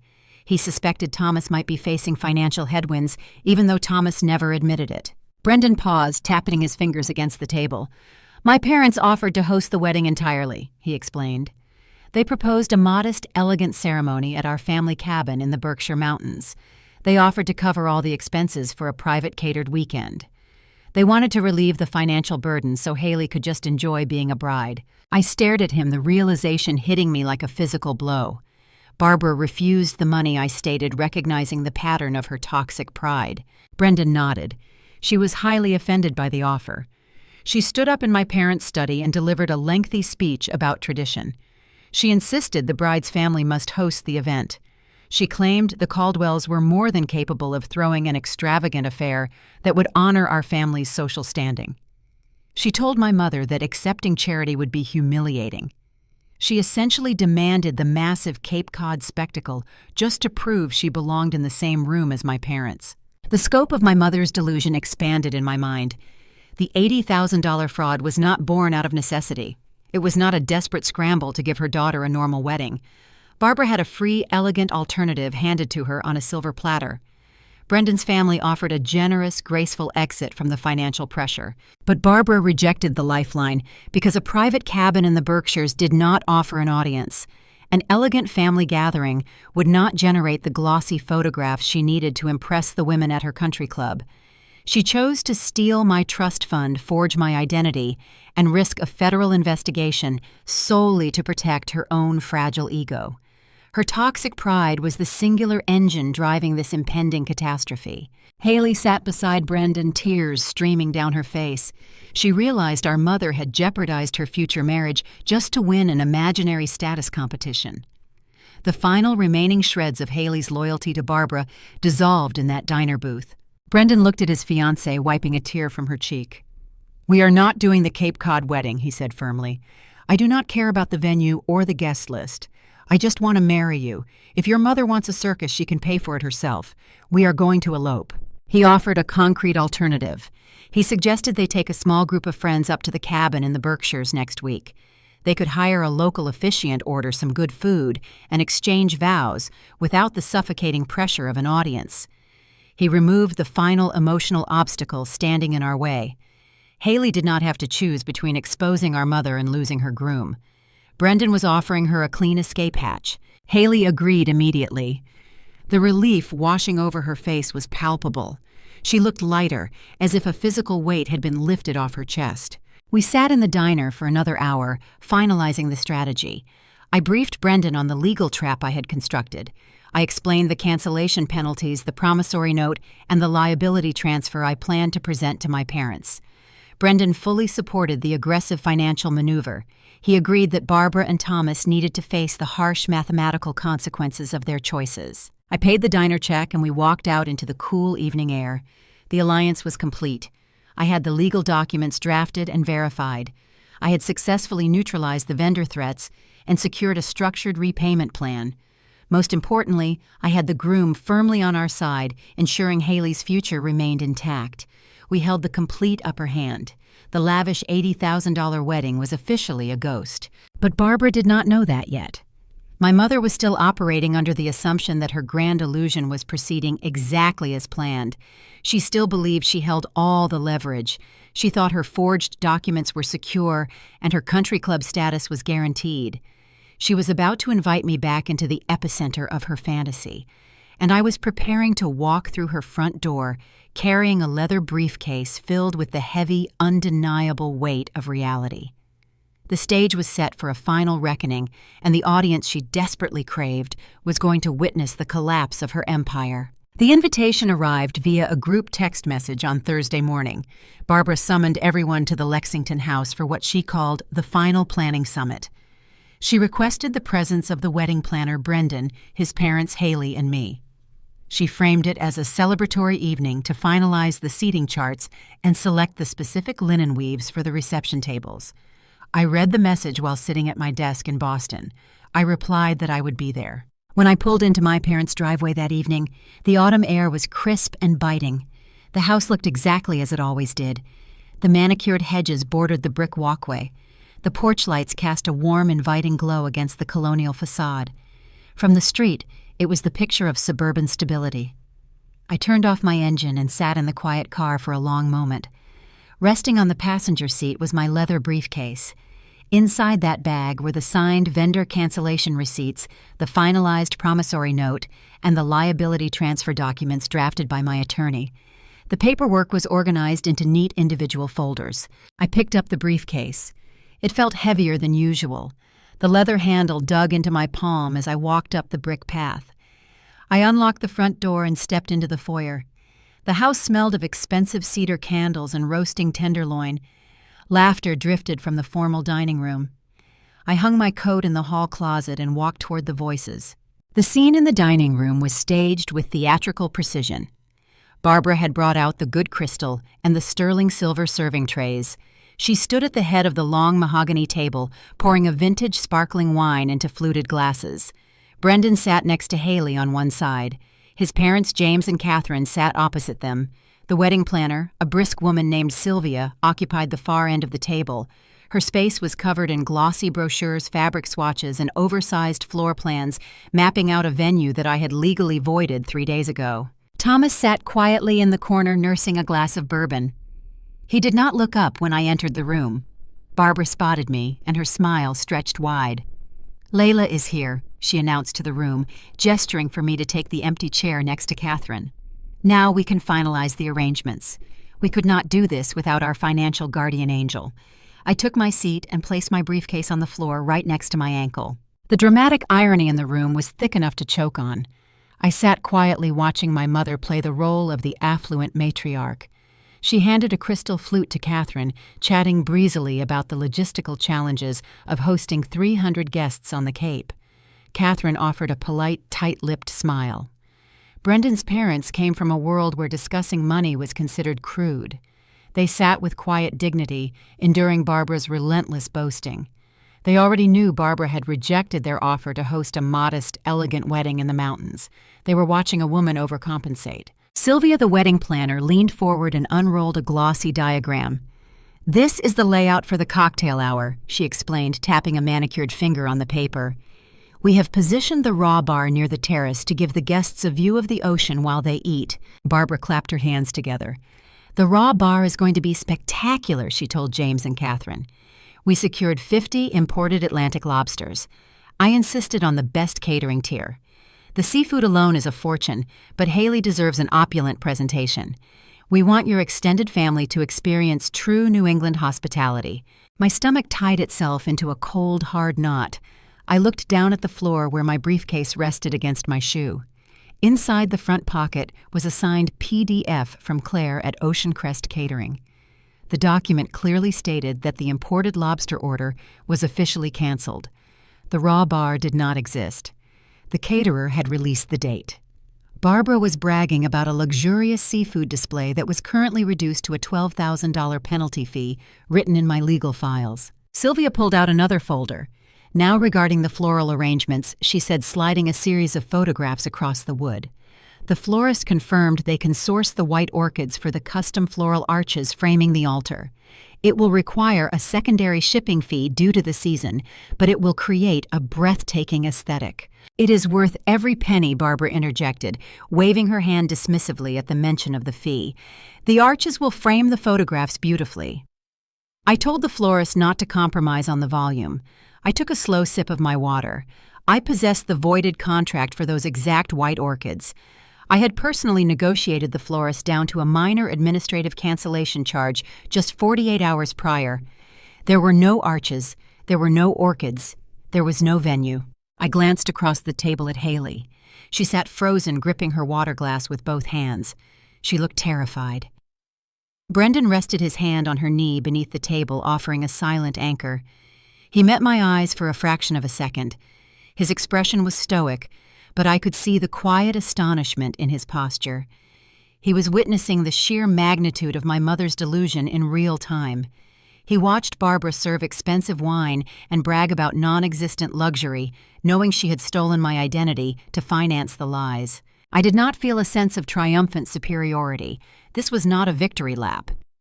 As I listened to the grandfather clock ticking in the hallway, a wave of genuine anxiety washed over me. This was my childhood home. I grew up eating cereal at this very table. I learned how to do division sitting under that same chandelier. Detonating a financial bomb in the middle of your own family does not feel like winning. It feels like tearing down a load-bearing wall in your own house. You know it has to happen to stop the rot, but you still have to stand in the rubble when the dust settles. Barbara continued her performance. She pointed out the custom gold-rimmed charger plates Sylvia had selected for the dinner service. She detailed the string quartet she planned to hire for the guest arrival. She was spinning a fairy tale out of thin air, wrapping herself in a blanket of forged signatures and stolen equity. She thought she had outsmarted the bank. She thought she had bullied me into submission at the bridal shower. She believed her social standing was bulletproof. I felt a drop of cold sweat slide down my spine. The urge to pick up my briefcase and walk out the front door was a strong biological pull. I could leave the documents on the kitchen counter and drive away. I could let her find the truth on her own without the audience. But my training as an auditor demanded accountability. Leaving the paperwork on a counter would only give Barbara the opportunity to spin another lie. She would find a way to manipulate Thomas or guilt Haley into another destructive compromise. The rot had to be exposed in the light. The meeting stretched on for another 20 minutes. Sylvia stacked her brochures and finalized her notes. She looked around the table with a bright professional smile. "I believe we have covered all the major design elements," Sylvia said, closing her binder. "If everyone is comfortable with these selections, I will send the final confirmation emails to the vendors tomorrow morning." Barbara raised her champagne flute high into the air. The crystal caught the light from the chandelier. She looked at James and Catherine and then smiled directly at me. To a flawless event, Barbara toasted, her voice ringing with unearned pride.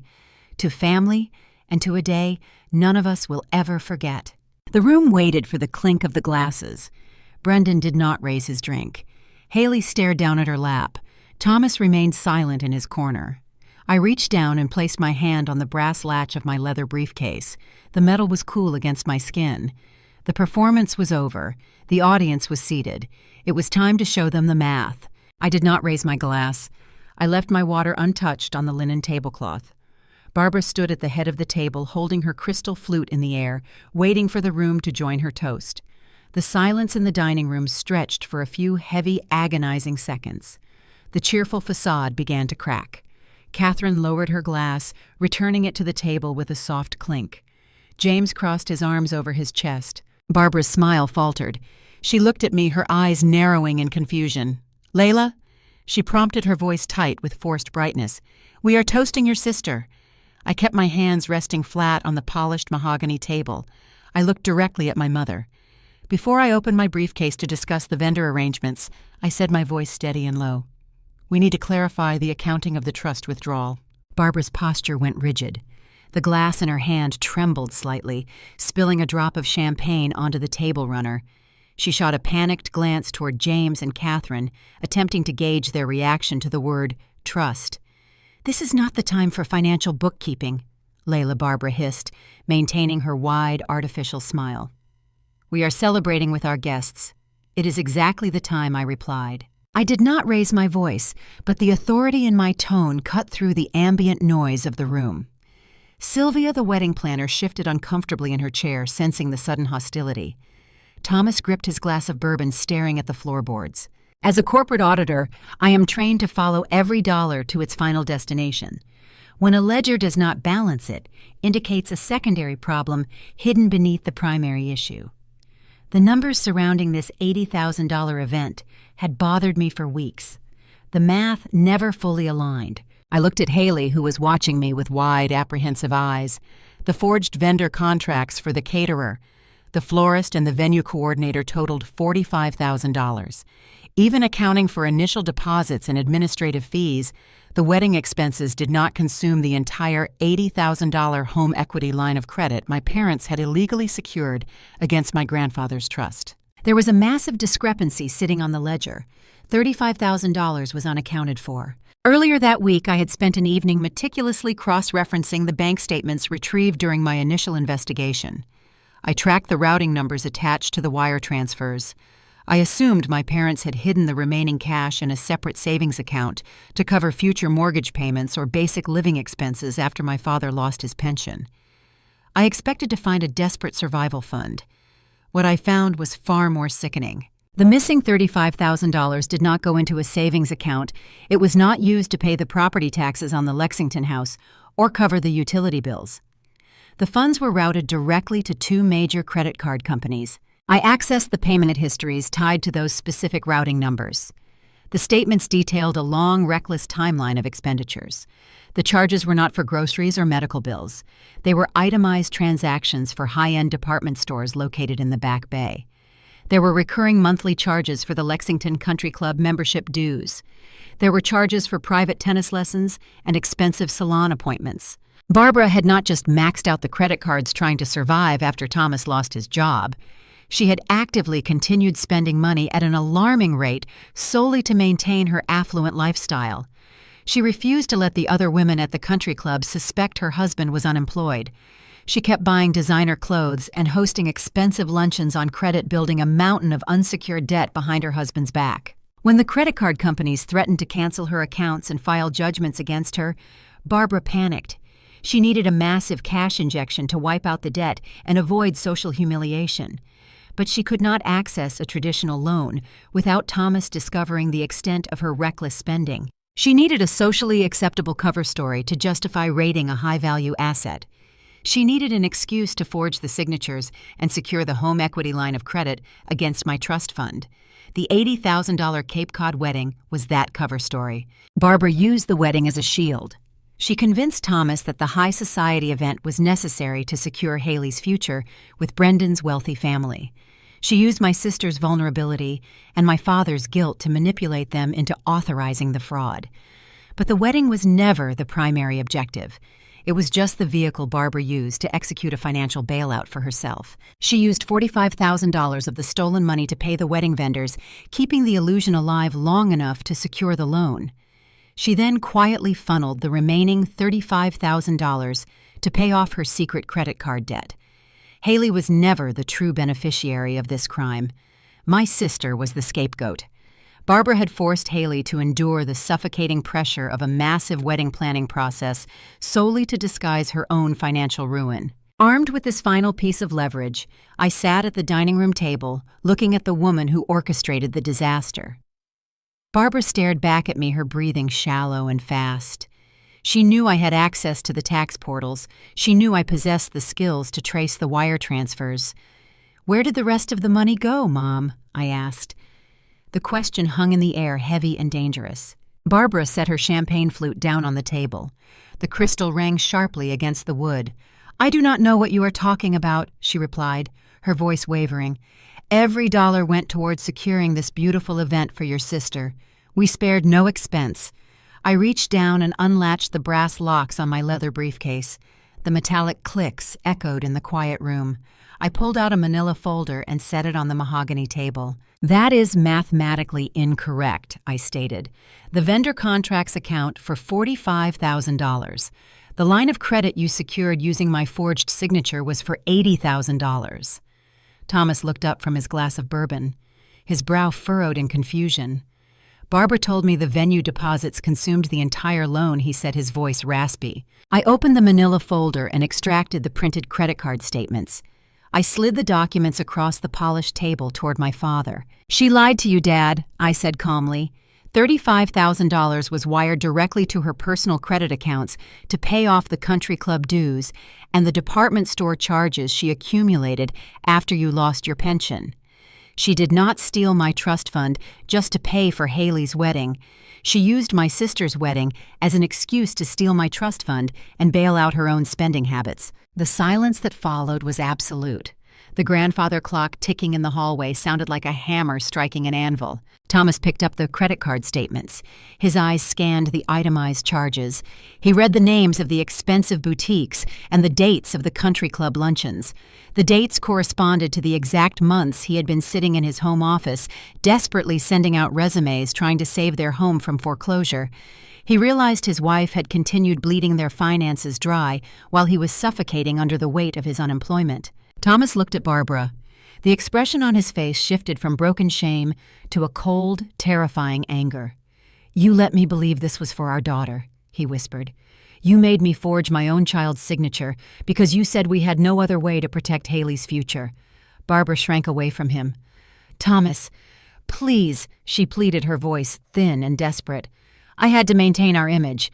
If people knew you were unemployed, we would have been ostracized. I did it for us." Thomas dropped the papers onto the table. He did not yell. The betrayal was too deep for screaming. He simply turned away from her, staring blankly at the wall. Haley sat next to Brendan, staring at the credit card statements resting on the wood. She realized she had spent the last 6 months enduring relentless anxiety, trying to be the perfect bride for a wedding she hated. She realized she had absorbed our mother's toxic pressure, believing she was responsible for the family's financial strain. The crushing weight she had carried was a complete fabrication. She was nothing more than a prop in our mother's desperate scheme to keep her country club membership active. Brendan wrapped his arm around Haley, pulling her closer to him. He glared at Barbara with unchecked disgust. His parents, James and Catherine, sat in stunned silence, witnessing the grotesque reality hiding beneath the glossy suburban facade. Barbara looked around the dining room. She saw the disgust in her future son-in-law's eyes. She saw the quiet horror on Catherine's face. The wealthy matriarchs she had spent her life trying to impress were watching her crumble. The illusion was dead, but I was not finished. Exposing the motive was only the preamble. The structural damage remained. The forged contracts were still active and the audit was still pending. I reached back into my briefcase. It was time to introduce the legal consequences and show the room exactly how I intended to balance the ledger. Barbara scrambled to rebuild her shattered facade. She turned her attention away from the credit card statements and focused entirely on Brendan's parents. She forced a high-pitched, brittle laugh that echoed painfully against the mahogany walls. "Every family experiences minor accounting disputes," Barbara said, addressing James and Catherine. Her voice trembled, but she pushed forward with an artificial strength. "We can sort out the trust paperwork privately. The details of our personal finances are not meant for the dinner table. What matters tonight is that the Cape Cod event is fully secured. We are here to finalize the seating charts and celebrate Haley. The opulence of the day is guaranteed." I watched her perform. She stood in the center of her own wreckage, surrounded by evidence of theft and deceit, and she was still trying to sell tickets to the show. Her delusion was profound. She truly believed she could compartmentalize the fraud and maintain her social standing if she just kept smiling. I reached into my leather briefcase. I bypassed the tax forms and pulled out 3 thick manila envelopes. I placed them on the polished table right next to the untouched sterling silver serving trays. I slid the first envelope down the wood toward Sylvia, the wedding planner. I pushed the second and third envelopes toward my mother. "There will be no seating charts," I stated. My tone was flat and even. I did not raise my voice to compete with her rising panic. "The Cape Cod wedding is canceled." Barbara stared at the envelopes like they were venomous snakes. "Do not be ridiculous, Layla," she scoffed, waving her hand dismissively. "You cannot cancel a private event you did not plan. You do not hold the authority to alter our arrangements. I can cancel an event that was legally bound to my Social Security number," I replied. I instructed Sylvia to open the envelope resting in front of her. The planner hesitated, glancing nervously around the tense room. She slipped her manicured finger under the flap and pulled out the paperwork. They were the official termination releases from Ocean Crest Catering, the floral designer, and the venue coordinator. Sylvia read the formal legal language printed on the heavy stock paper. Her professional demeanor dissolved into pure, unadulterated shock. The vendors had officially released the dates and closed the accounts. "These are voided contracts," Sylvia whispered, looking up at Barbara. "The vendors accepted a penalty fee and terminated all service agreements. The event is gone." Barbara shook her head in rapid, jerky movements. She turned back to Brendan's parents, desperately attempting to spin the disaster. "This is just a stressful misunderstanding," she insisted. "Layla works excessive hours at her accounting firm. The corporate stress makes her prone to these dramatic outbursts. She is confused. She does not have the legal authority to alter our vendor agreements." Catherine did not offer a polite nod. Brendan's mother looked at Barbara with a chilling, quiet judgment. Old New England money does not tolerate public scenes or erratic behavior. Catherine recognized a fraud when she saw one. Her posture grew stiff and distant. I pulled a single sheet of paper from my own folder. It was a printed spreadsheet detailing the electronic verification certificates provided by the catering company. "You secured the catering contracts using an electronic signature platform," I explained to the room. "You typed my legal name into the guarantor field. You submitted my personal billing address in Somerville. You entered my social security number to pass the commercial credit check." Barbara's face tightened into a hard, furious mask. "I did no such thing," she hissed. "You verbally authorized those payments. You are lying right now because you want to ruin your sister's happiness out of pure spite and jealousy." Her attempt to pivot the blame onto me was a familiar childhood tactic. Growing up, she always framed my independence as selfishness. But emotional manipulation holds zero weight against a forensic audit. I held up the printed spreadsheet so the entire table could see the stark black text. "Digital signatures generate an encrypted audit trail. This is the official IT log from the vendor's legal portal. It records the exact time, date, and origin of the signature execution." I read the data out loud. The cadence of my voice was deliberate. I recited the date. It was a Sunday afternoon 3 weeks ago. I recited the time. 4:15 in the afternoon. I read the long sequence of numbers constituting the IP address. I turned my gaze to my father. "Dad," I said, holding his attention, 3 weeks ago, I came over for Sunday dinner. I sat in the living room with you watching a baseball game on the television. Mom sat at the kitchen island with her iPad. She claimed she was browsing the internet for new appetizer recipes. Thomas closed his eyes. The muscles in his jaw clenched as he recognized the exact memory. "At 4:15, I continued while I was sitting 50 feet away in your living room. The IP address registered to this house transmitted a forged signature to a catering company on Cape Cod. You sat next to her and let her steal my identity while I was a guest under your own roof." The dining room went dead silent. The truth was cold, mathematically precise, and entirely devastating. There was no room left for Barbara to maneuver. The evidence was tangible and indisputable. She could not charm her way out of an IP log. Sylvia, the wedding planner, stood up from her chair. Her face was flushed with fierce indignation. She operated a highly reputable business and relied almost exclusively on affluent clients. Discovering she had spent months facilitating a federal crime was a liability she could not afford. Her reputation in the Boston event industry was her most valuable asset. "I am terminating my services effective immediately," Sylvia announced. She gathered her glossy brochures, fabric swatches, and oversized floor plans with sharp, hurried movements. "Any outstanding consulting fees will be sent directly to your legal counsel. Do not contact my office again." Sylvia marched out of the dining room. The heavy oak front door shut a moment later, sending a hollow echo through the quiet house. Barbara stood at the head of the table, holding her empty champagne flute. The grand illusion she spent her life building was reduced to scattered papers and revoked contracts. The opulent stage she had set was burning to the ground. James and Catherine stood up together. They did not yell or cause a scene. Their exit was worse than a screaming match. It was a formal, polite dismissal. "We think it is best if we leave," James said softly, placing a protective hand on his wife's back. He looked at Thomas with a mixture of pity and sorrow. He did not look at Barbara at all. Brendan remained seated next to Haley. He held her hand firmly, refusing to abandon his fiancée in the wreckage of her family's living room. He sat like an anchor, keeping Haley grounded while the storm raged around them. Thomas covered his face with his hands again. The reality of his complicity hung over him like a heavy shroud. He allowed his wife to turn his home into a factory for fraud. He traded his oldest daughter's future to avoid a difficult conversation about money. He sat in the corner, defeated and exposed. I looked at the polished mahogany table, the untouched crystal glasses, and the expensive roasting tenderloin sitting cold on the sideboard. None of it was real. It was a stage set, purchased with stolen equity. The wealth Barbara grandstanded about moments earlier was nothing more than a criminal liability. The confrontation had reached its peak, but the financial ledger was still unbalanced.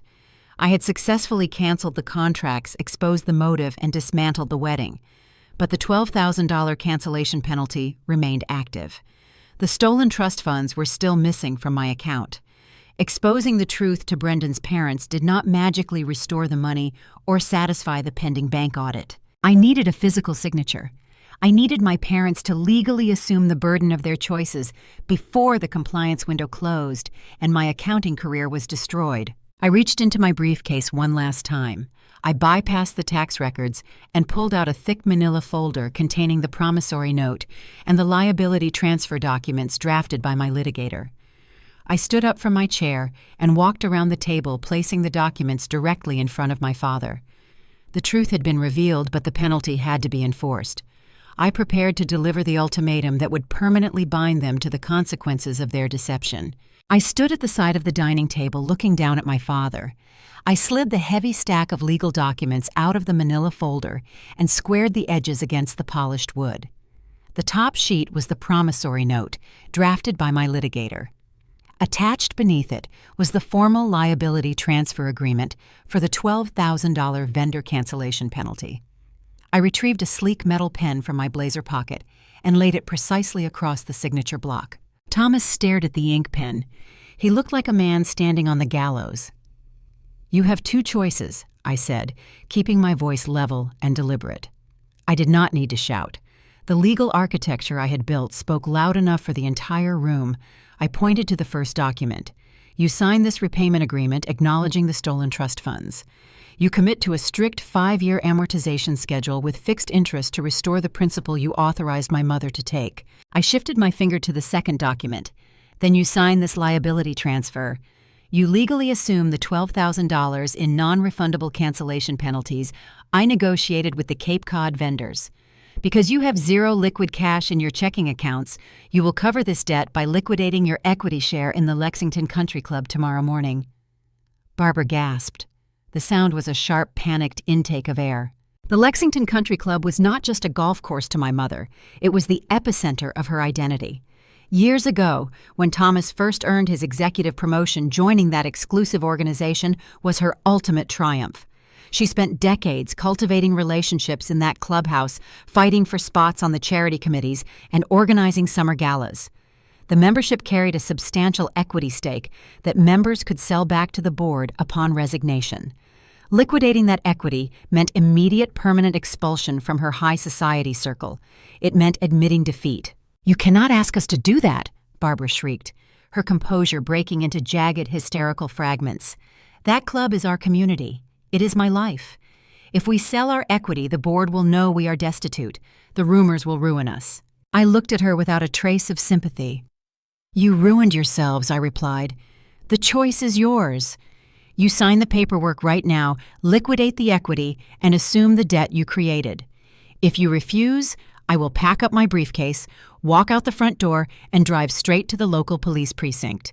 I will hand a detective the IP logs and file felony forgery charges against both of you." Barbara's face twisted into a mask of pure, unadulterated rage. She pointed a shaking finger at me. "You are destroying this family," she yelled. "You are a vindictive, ungrateful child. I gave you everything. I built a beautiful life for you and your sister, and you are tearing it apart because you care more about your bank account than your own flesh and blood.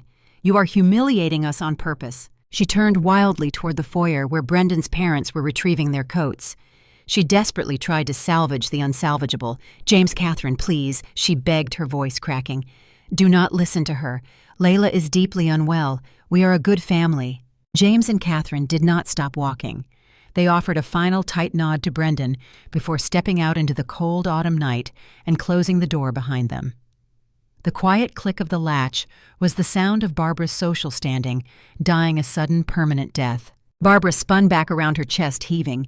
She lunged toward the table as if she might sweep the legal documents onto the floor. "This wedding is still happening," she demanded, tears of fury spilling down her cheeks. "We will find another caterer. We will fix the funding. Haley is not going to suffer because her sister is a rigid, unfeeling accountant." This is the moment the dynamic in the room fundamentally shifted. For 27 years, Haley had shrunk away from conflict. She had absorbed our mother's relentless pressure, internalizing every critique and bending to every demand. She had developed an eating disorder in high school just to fit into the pageant dresses Barbara bought her. She had endured crippling panic attacks at elite universities because failing meant facing Barbara's disappointment. She was the compliant golden child who never spoke out of turn. Haley stood up from her chair. She let go of Brendan's hand and faced our mother. Her hands were trembling, but her posture was rigid and resolute. "She didn't destroy it," Haley said. Her voice cut through Barbara's hysterical sobbing. "You did!" Barbara froze, staring at her favored daughter in shock. "You never cared about what I wanted." Haley continued, the words tumbling out with years of repressed grief. "You never cared that Brendan's family offered to help us. You only cared about how this wedding would look on your social media pages. You used my marriage as a prop to impress women who do not even like you. You forged my sister's signature and risked her career just so you could keep buying expensive clothes you cannot afford." "Haley, please," Barbara whimpered, reaching out a hand. "Do not touch me," Haley snapped, stepping back. "The illusion is over, Mom. There is no Cape Cod wedding. There is no venue. The catering is gone, and I'm glad it is gone. I hated every single second of planning that circus." Haley reached into her purse and pulled out a small stack of embossed cream-colored envelopes. They were the save-the-date cards Barbara had ordered weeks ago. Haley dropped them onto the mahogany table. They scattered across the polished wood landing next to the voided vendor contracts. "Brendan and I are eloping next week," Haley announced. The trembling in her hands stopped. She looked stronger than I had ever seen her. "We are going to his family's cabin in the Berkshire Mountains. We are hiring a local officiant, and we are getting married in the woods." Barbara let out a wounded, devastating sob. "The Berkshires," she repeated as if the word itself was a physical blow. "You cannot elope in a cabin. What will I tell the guests? What will I wear?" "You are not telling anyone anything," Haley said, her tone dropping into a cold, unyielding register. "And you do not need to worry about an outfit. You are not invited." The pronouncement hit Barbara with the force of a freight train. She stumbled backward, grabbing the edge of the sideboard to steady herself. The daughter she had molded and manipulated her entire life had just publicly severed the cord. Barbara looked at me, and then at Haley. She saw a unified front she could no longer divide and conquer. Her power was entirely extinguished. Thomas sat in the heavy silence that followed. He looked at his weeping wife and his two furious daughters. He saw the ashes of his legacy scattered across the dining table. He did not offer any excuses or beg for a reprieve. He understood the math. He knew the promissory note was the only barrier standing between him and a prison cell. My father reached out and picked up the metal pen. His hand hovered over the signature line. He looked at me one last time. There was no anger in his expression, only a profound, hollow resignation. He pressed the pen to the paper and signed his full legal name on the repayment agreement.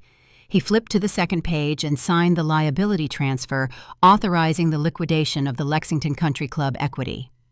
He set the pen down. The ink was dark and permanent. I collected the documents, checking the signatures for accuracy. I placed the papers back into my leather briefcase and locked the brass clasps. The transaction was complete. The $12,000 debt was legally bound to my parents. The trust funds were scheduled for repayment. My CPA license was shielded from the bank audit. I turned away from the table. I did not say goodbye.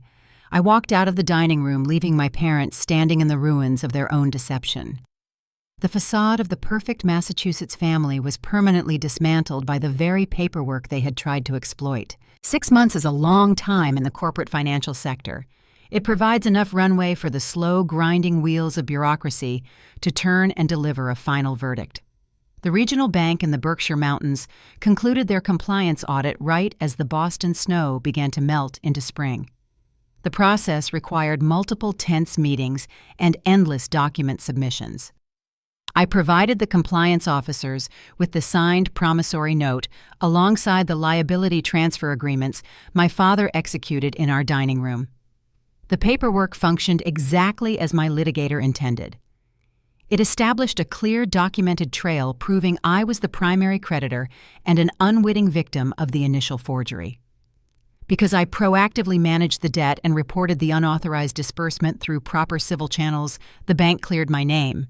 They closed the audit without referring the case to federal prosecutors. The fraud alert never touched my Social Security number. In late April, the senior partners at my accounting firm finalized their background evaluations. My credit profile remained pristine. I sat in a glass-walled boardroom overlooking the bustling Boston Harbor and signed the partnership equity agreement. I earned the promotion I had sacrificed my entire 20s to secure. The senior partners shook my hand, welcoming me into the upper echelon of the firm. It was a professional triumph. Yet walking back to my corner office carrying the signed contract, I did not feel the urge to celebrate or host a lavish dinner. I just felt a lingering, profound exhaustion. The legal timeline caught up with my parents in a much harsher, unyielding fashion. They avoided a federal wire fraud indictment because I withheld the police report, but they could not escape the Internal Revenue Service. A generation-skipping transfer trust carries highly specific tax protections and rigid distribution rules. Unlawfully liquidating a high-value asset from that protected account triggered a severe early withdrawal penalty. Since my parents assumed the debt on paper to avoid criminal charges, the IRS assigned the tax liability directly to them. The federal government does not negotiate cancellation fees over the phone. They assess the penalty, add the accrued interest, and demand payment. My father had to face the stark reality of a working-class existence he had avoided for decades. The corporate severance was long gone. The gold retirement watch was pawned. He needed steady, reliable income to meet the rigid amortization schedule I drafted for the stolen trust funds and to pay off the mounting federal tax debt. Thomas took a job working the cash register at a local hardware store a few miles down the street from their house.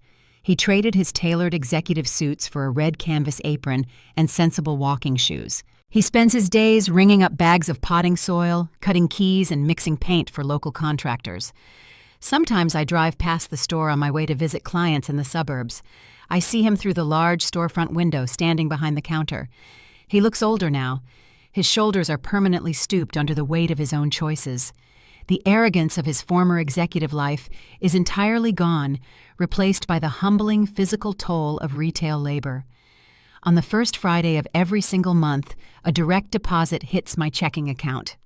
The amount is exact to the penny. It is a slow, painful restitution, but he is paying the debt. He honors the ledger. Barbara faced a different kind of reckoning. The financial penalties and the looming IRS debt forced her to liquidate her prized equity share in the Lexington Country Club. The board of directors processed her resignation quietly, per their standard bylaws. But in a town like Lexington, quiet resignations generate the loudest gossip. Her sudden departure from the social committees and the summer gala planning boards signaled undeniable ruin to every affluent woman she had spent her life trying to impress. Without the country club, Barbara lost her entire social ecosystem. The glossy armor she wore to protect her fragile ego was stripped away.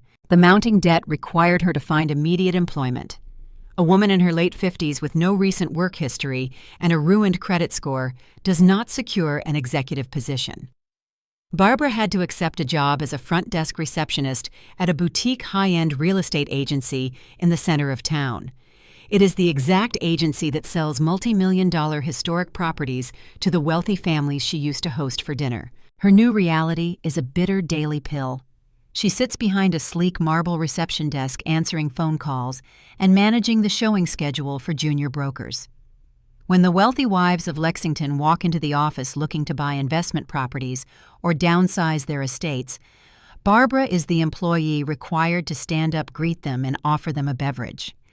The woman who stole her daughter's identity just to serve imported seafood and maintain an illusion of grandeur now spends her afternoons fetching coffee for the exact same social circle she ruined her family to impress. The poetic justice is sharp and unforgiving. She is forced to wear a name tag and smile politely at women who used to treat her as an equal, but now view her as the hired help. She is a captive spectator in the world she tried to buy her way into. Every time she pours a cup of coffee for a former country club peer, she is reminded of the lie that brought her down. People often assume that executing a successful counter-strategy against toxic relatives brings a sense of joyful vindication. They expect a cinematic ending where the protagonist rides off into the sunset, feeling light and victorious.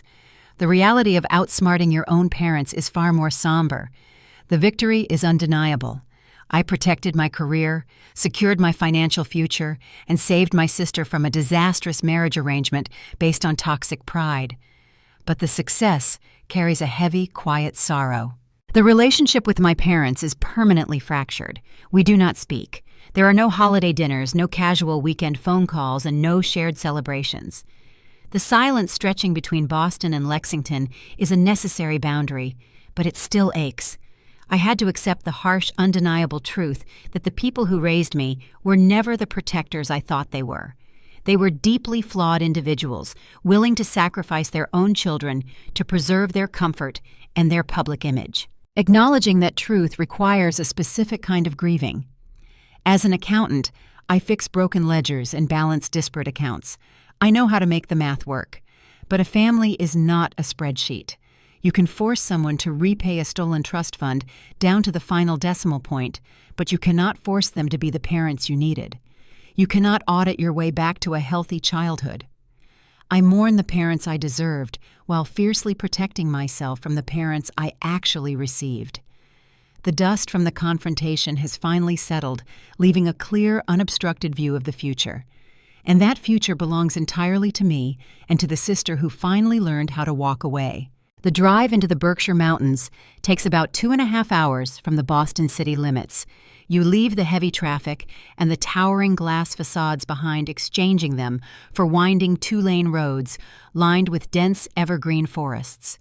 It is a quiet, rugged part of New England. It does not boast the polished coastal vanity of the Cape or the manicured perfection of a country club. It is just rock and timber and cold, fresh air. I navigated my sedan up a steep gravel driveway, listening to the tires crunch over loose stone. I was not handing my keys to a valet wearing a crisp white shirt. I parked next to an old, rusted pickup truck and turned off the engine. Brendan's family cabin sat on a ridge overlooking a deep valley.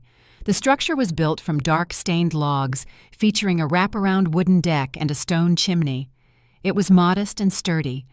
This was the authentic version of the wealth my mother had spent her life pretending to understand.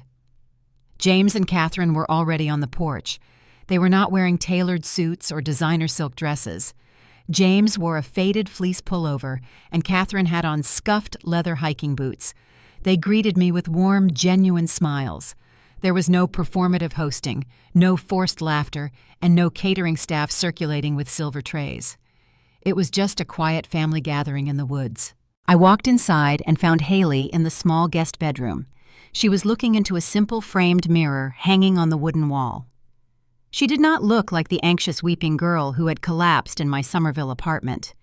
She did not resemble the rigid, terrified bride sitting at the Lexington dining table. She looked radiant. She had returned the custom designer gown weeks ago, using the refund to pay her first month's rent in her new apartment. Instead, she wore a simple ivory slip dress she bought off the rack at a local boutique. Her hair was pulled back loosely without the aid of an expensive styling team. I stood in the doorway holding a small bouquet of white wildflowers I had purchased from a roadside farm stand on the drive up. I tied the stems together with a piece of rough twine. I handed them to my sister. She took the flowers and let out a long, steady breath. For 27 years, she had worn the suffocating crown of the favored child. She had starved herself, studied until she broke and performed on command to satisfy an audience that only cared about the glossy photographs.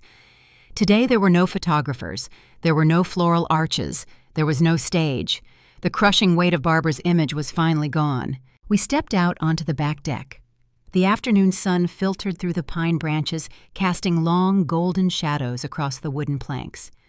Brendan stood near the railing waiting for her. A local justice of the peace, a kind older man wearing a thick woolen sweater, stood ready with a leather-bound journal. I took my place a few steps behind my sister, acting as her maid of honor. The ceremony lasted less than 15 minutes. It was quiet and honest. There was no grand orchestra playing a processional march. The only soundtrack was the wind moving through the trees and the distant call of a red-tailed hawk. When Haley and Brendan exchanged their vows, they spoke softly to each other. They did not project their voices for the benefit of distant relatives sitting in the back row. They promised to support one another through hardship and build a life rooted in mutual respect. Listening to their words, I realized how dangerously close we had come to losing this moment. If I had yielded to my mother in the butler's pantry, or if I had allowed my father's tears to soften my legal boundaries, this authentic display of love would have been buried under a mountain of federal debt and forged ink. The $80,000 illusion would have consumed their future. After the justice of the peace pronounced them married, James walked inside the cabin and returned carrying a single bottle of inexpensive Prosecco. Catherine handed out clear plastic cups. We gathered around the wooden railing looking out over the valley. Brendan popped the cork, and the sound echoed into the trees. He poured the sparkling wine into the cheap plastic cups. We raised them into the air. The rim of my cup did not make a crisp, delicate clink when it touched Haley's. It made a dull, muted sound. But the wine tasted infinitely better than the vintage champagne my mother had served at the Seaport Grill. It tasted like freedom because it was paid for with honest money. Standing on that deck holding my plastic cup, I experienced a profound sense of geographical irony. A few miles down the winding mountain road sits the regional bank branch that originated the fraudulent home equity line of credit. When I drove up here, I actually passed the brick building where the underwriting officers processed my forged signature. My mother had targeted this remote banking institution, hoping the distance from Boston would conceal her theft. She used the Berkshire Mountains to construct her financial cage. Yet here we were standing in the exact same mountain range celebrating our liberation. The territory she chose for her crime had become the foundation of our escape. I looked at my sister laughing with her new husband. Her joy was unfiltered and real. The eating disorders, the panic attacks, the constant fear of inadequacy, all the toxic symptoms of our childhood seemed to wash away in the cool mountain breeze. I took a sip of the Prosecco and reflected on the long, brutal journey that brought us to this wooden deck. When toxic family dynamics reach a boiling point, the instinct is often to fight fire with fire. The urge to scream, throw objects, or orchestrate a dramatic revenge plot is a strong biological pull. Our culture conditions us to believe that loud, chaotic confrontations are the only way to resolve a deep betrayal. But chaos is the exact environment where manipulators thrive. People like Barbara and Thomas rely on emotional turbulence to obscure the facts. They use guilt tears and historical grievances to distract you from the ledger. I did not win this war by raising my voice. I won by refusing to participate in their emotional theater. I utilized standard tax codes. I established firm legal boundaries. I drafted promissory notes and liability transfers. I confronted painful financial truths without blinking. I fought paper with paper, and I let the mathematical reality dismantle the illusion. There is a pervasive social expectation in our culture that demands relentless loyalty to your blood relatives regardless of the cost. We are taught to forgive financial abuse and overlook emotional manipulation simply because the perpetrator shares our last name. That ideology is a trap designed to keep the victims compliant. Sometimes the most loving thing you can do for a toxic family member is to legally dismantle their delusions. You stop enabling their destructive behavior. You force them to face the stark, unyielding consequences of their actions. You close the accounts and lock the doors. It is not an act of malice. It is an act of extreme necessary preservation. I watched the sun dip below the tree line, casting a cool twilight over the valley. The air grew sharp and the stars began to emerge in the darkening sky. The ledger was finally balanced. The debt was contained. The partnership at my accounting firm was secure. My sister was safe. The storm had passed, leaving behind a quiet, enduring peace. The cost of this peace was high, but it was worth every single calculated step. If you ever find yourself sitting across from someone who demands you sacrifice your future to finance their pride, remember the power of a quiet boundary. Do not let guilt manipulate your signature. Do not let the fear of a public scene stop you from verifying the numbers. Protect your peace, protect your credit score, and always read the paperwork. We are all architects quietly constructing the invisible houses in which our families will live. In modern American culture, where the pursuit of success is woven into our very DNA, the blueprints for these invisible houses are rarely drawn from the soul. Instead, they are handed to us by society. We are told that a successful family requires a pristine lawn, a prestigious zip code, children with acceptance letters to elite universities and weddings that look like they belong in the glossy pages of a magazine. But from the perspective of a spiritual practitioner, we must ask a devastating question. What happens when the foundation of that house is made of ego rather than truth? The story of Layla Haley and their parents is far more than a tale of financial fraud and canceled caterers. It serves as a profound modern allegory.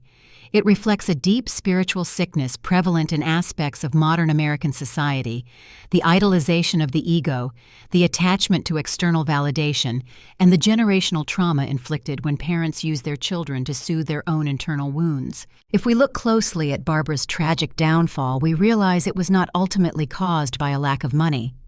It was caused by a profound spiritual bankruptcy. In our culture, it is dangerously easy to confuse our net worth, our neighborhood, and our social standing with our inherent human worth. When parents attach their identity to these external markers, they fall into the ancient trap of illusion often referred to in spiritual traditions as Maya. As parents, we must cultivate the wisdom to recognize that a child is not a billboard for our success. They are not a second chance at our failed dreams, nor are they a shield against our social insecurities. When Barbara forced Haley to wear the heavy crown of the golden child, pushing her toward elite universities and demanding a lavish performative wedding, she was not nurturing her daughter's soul.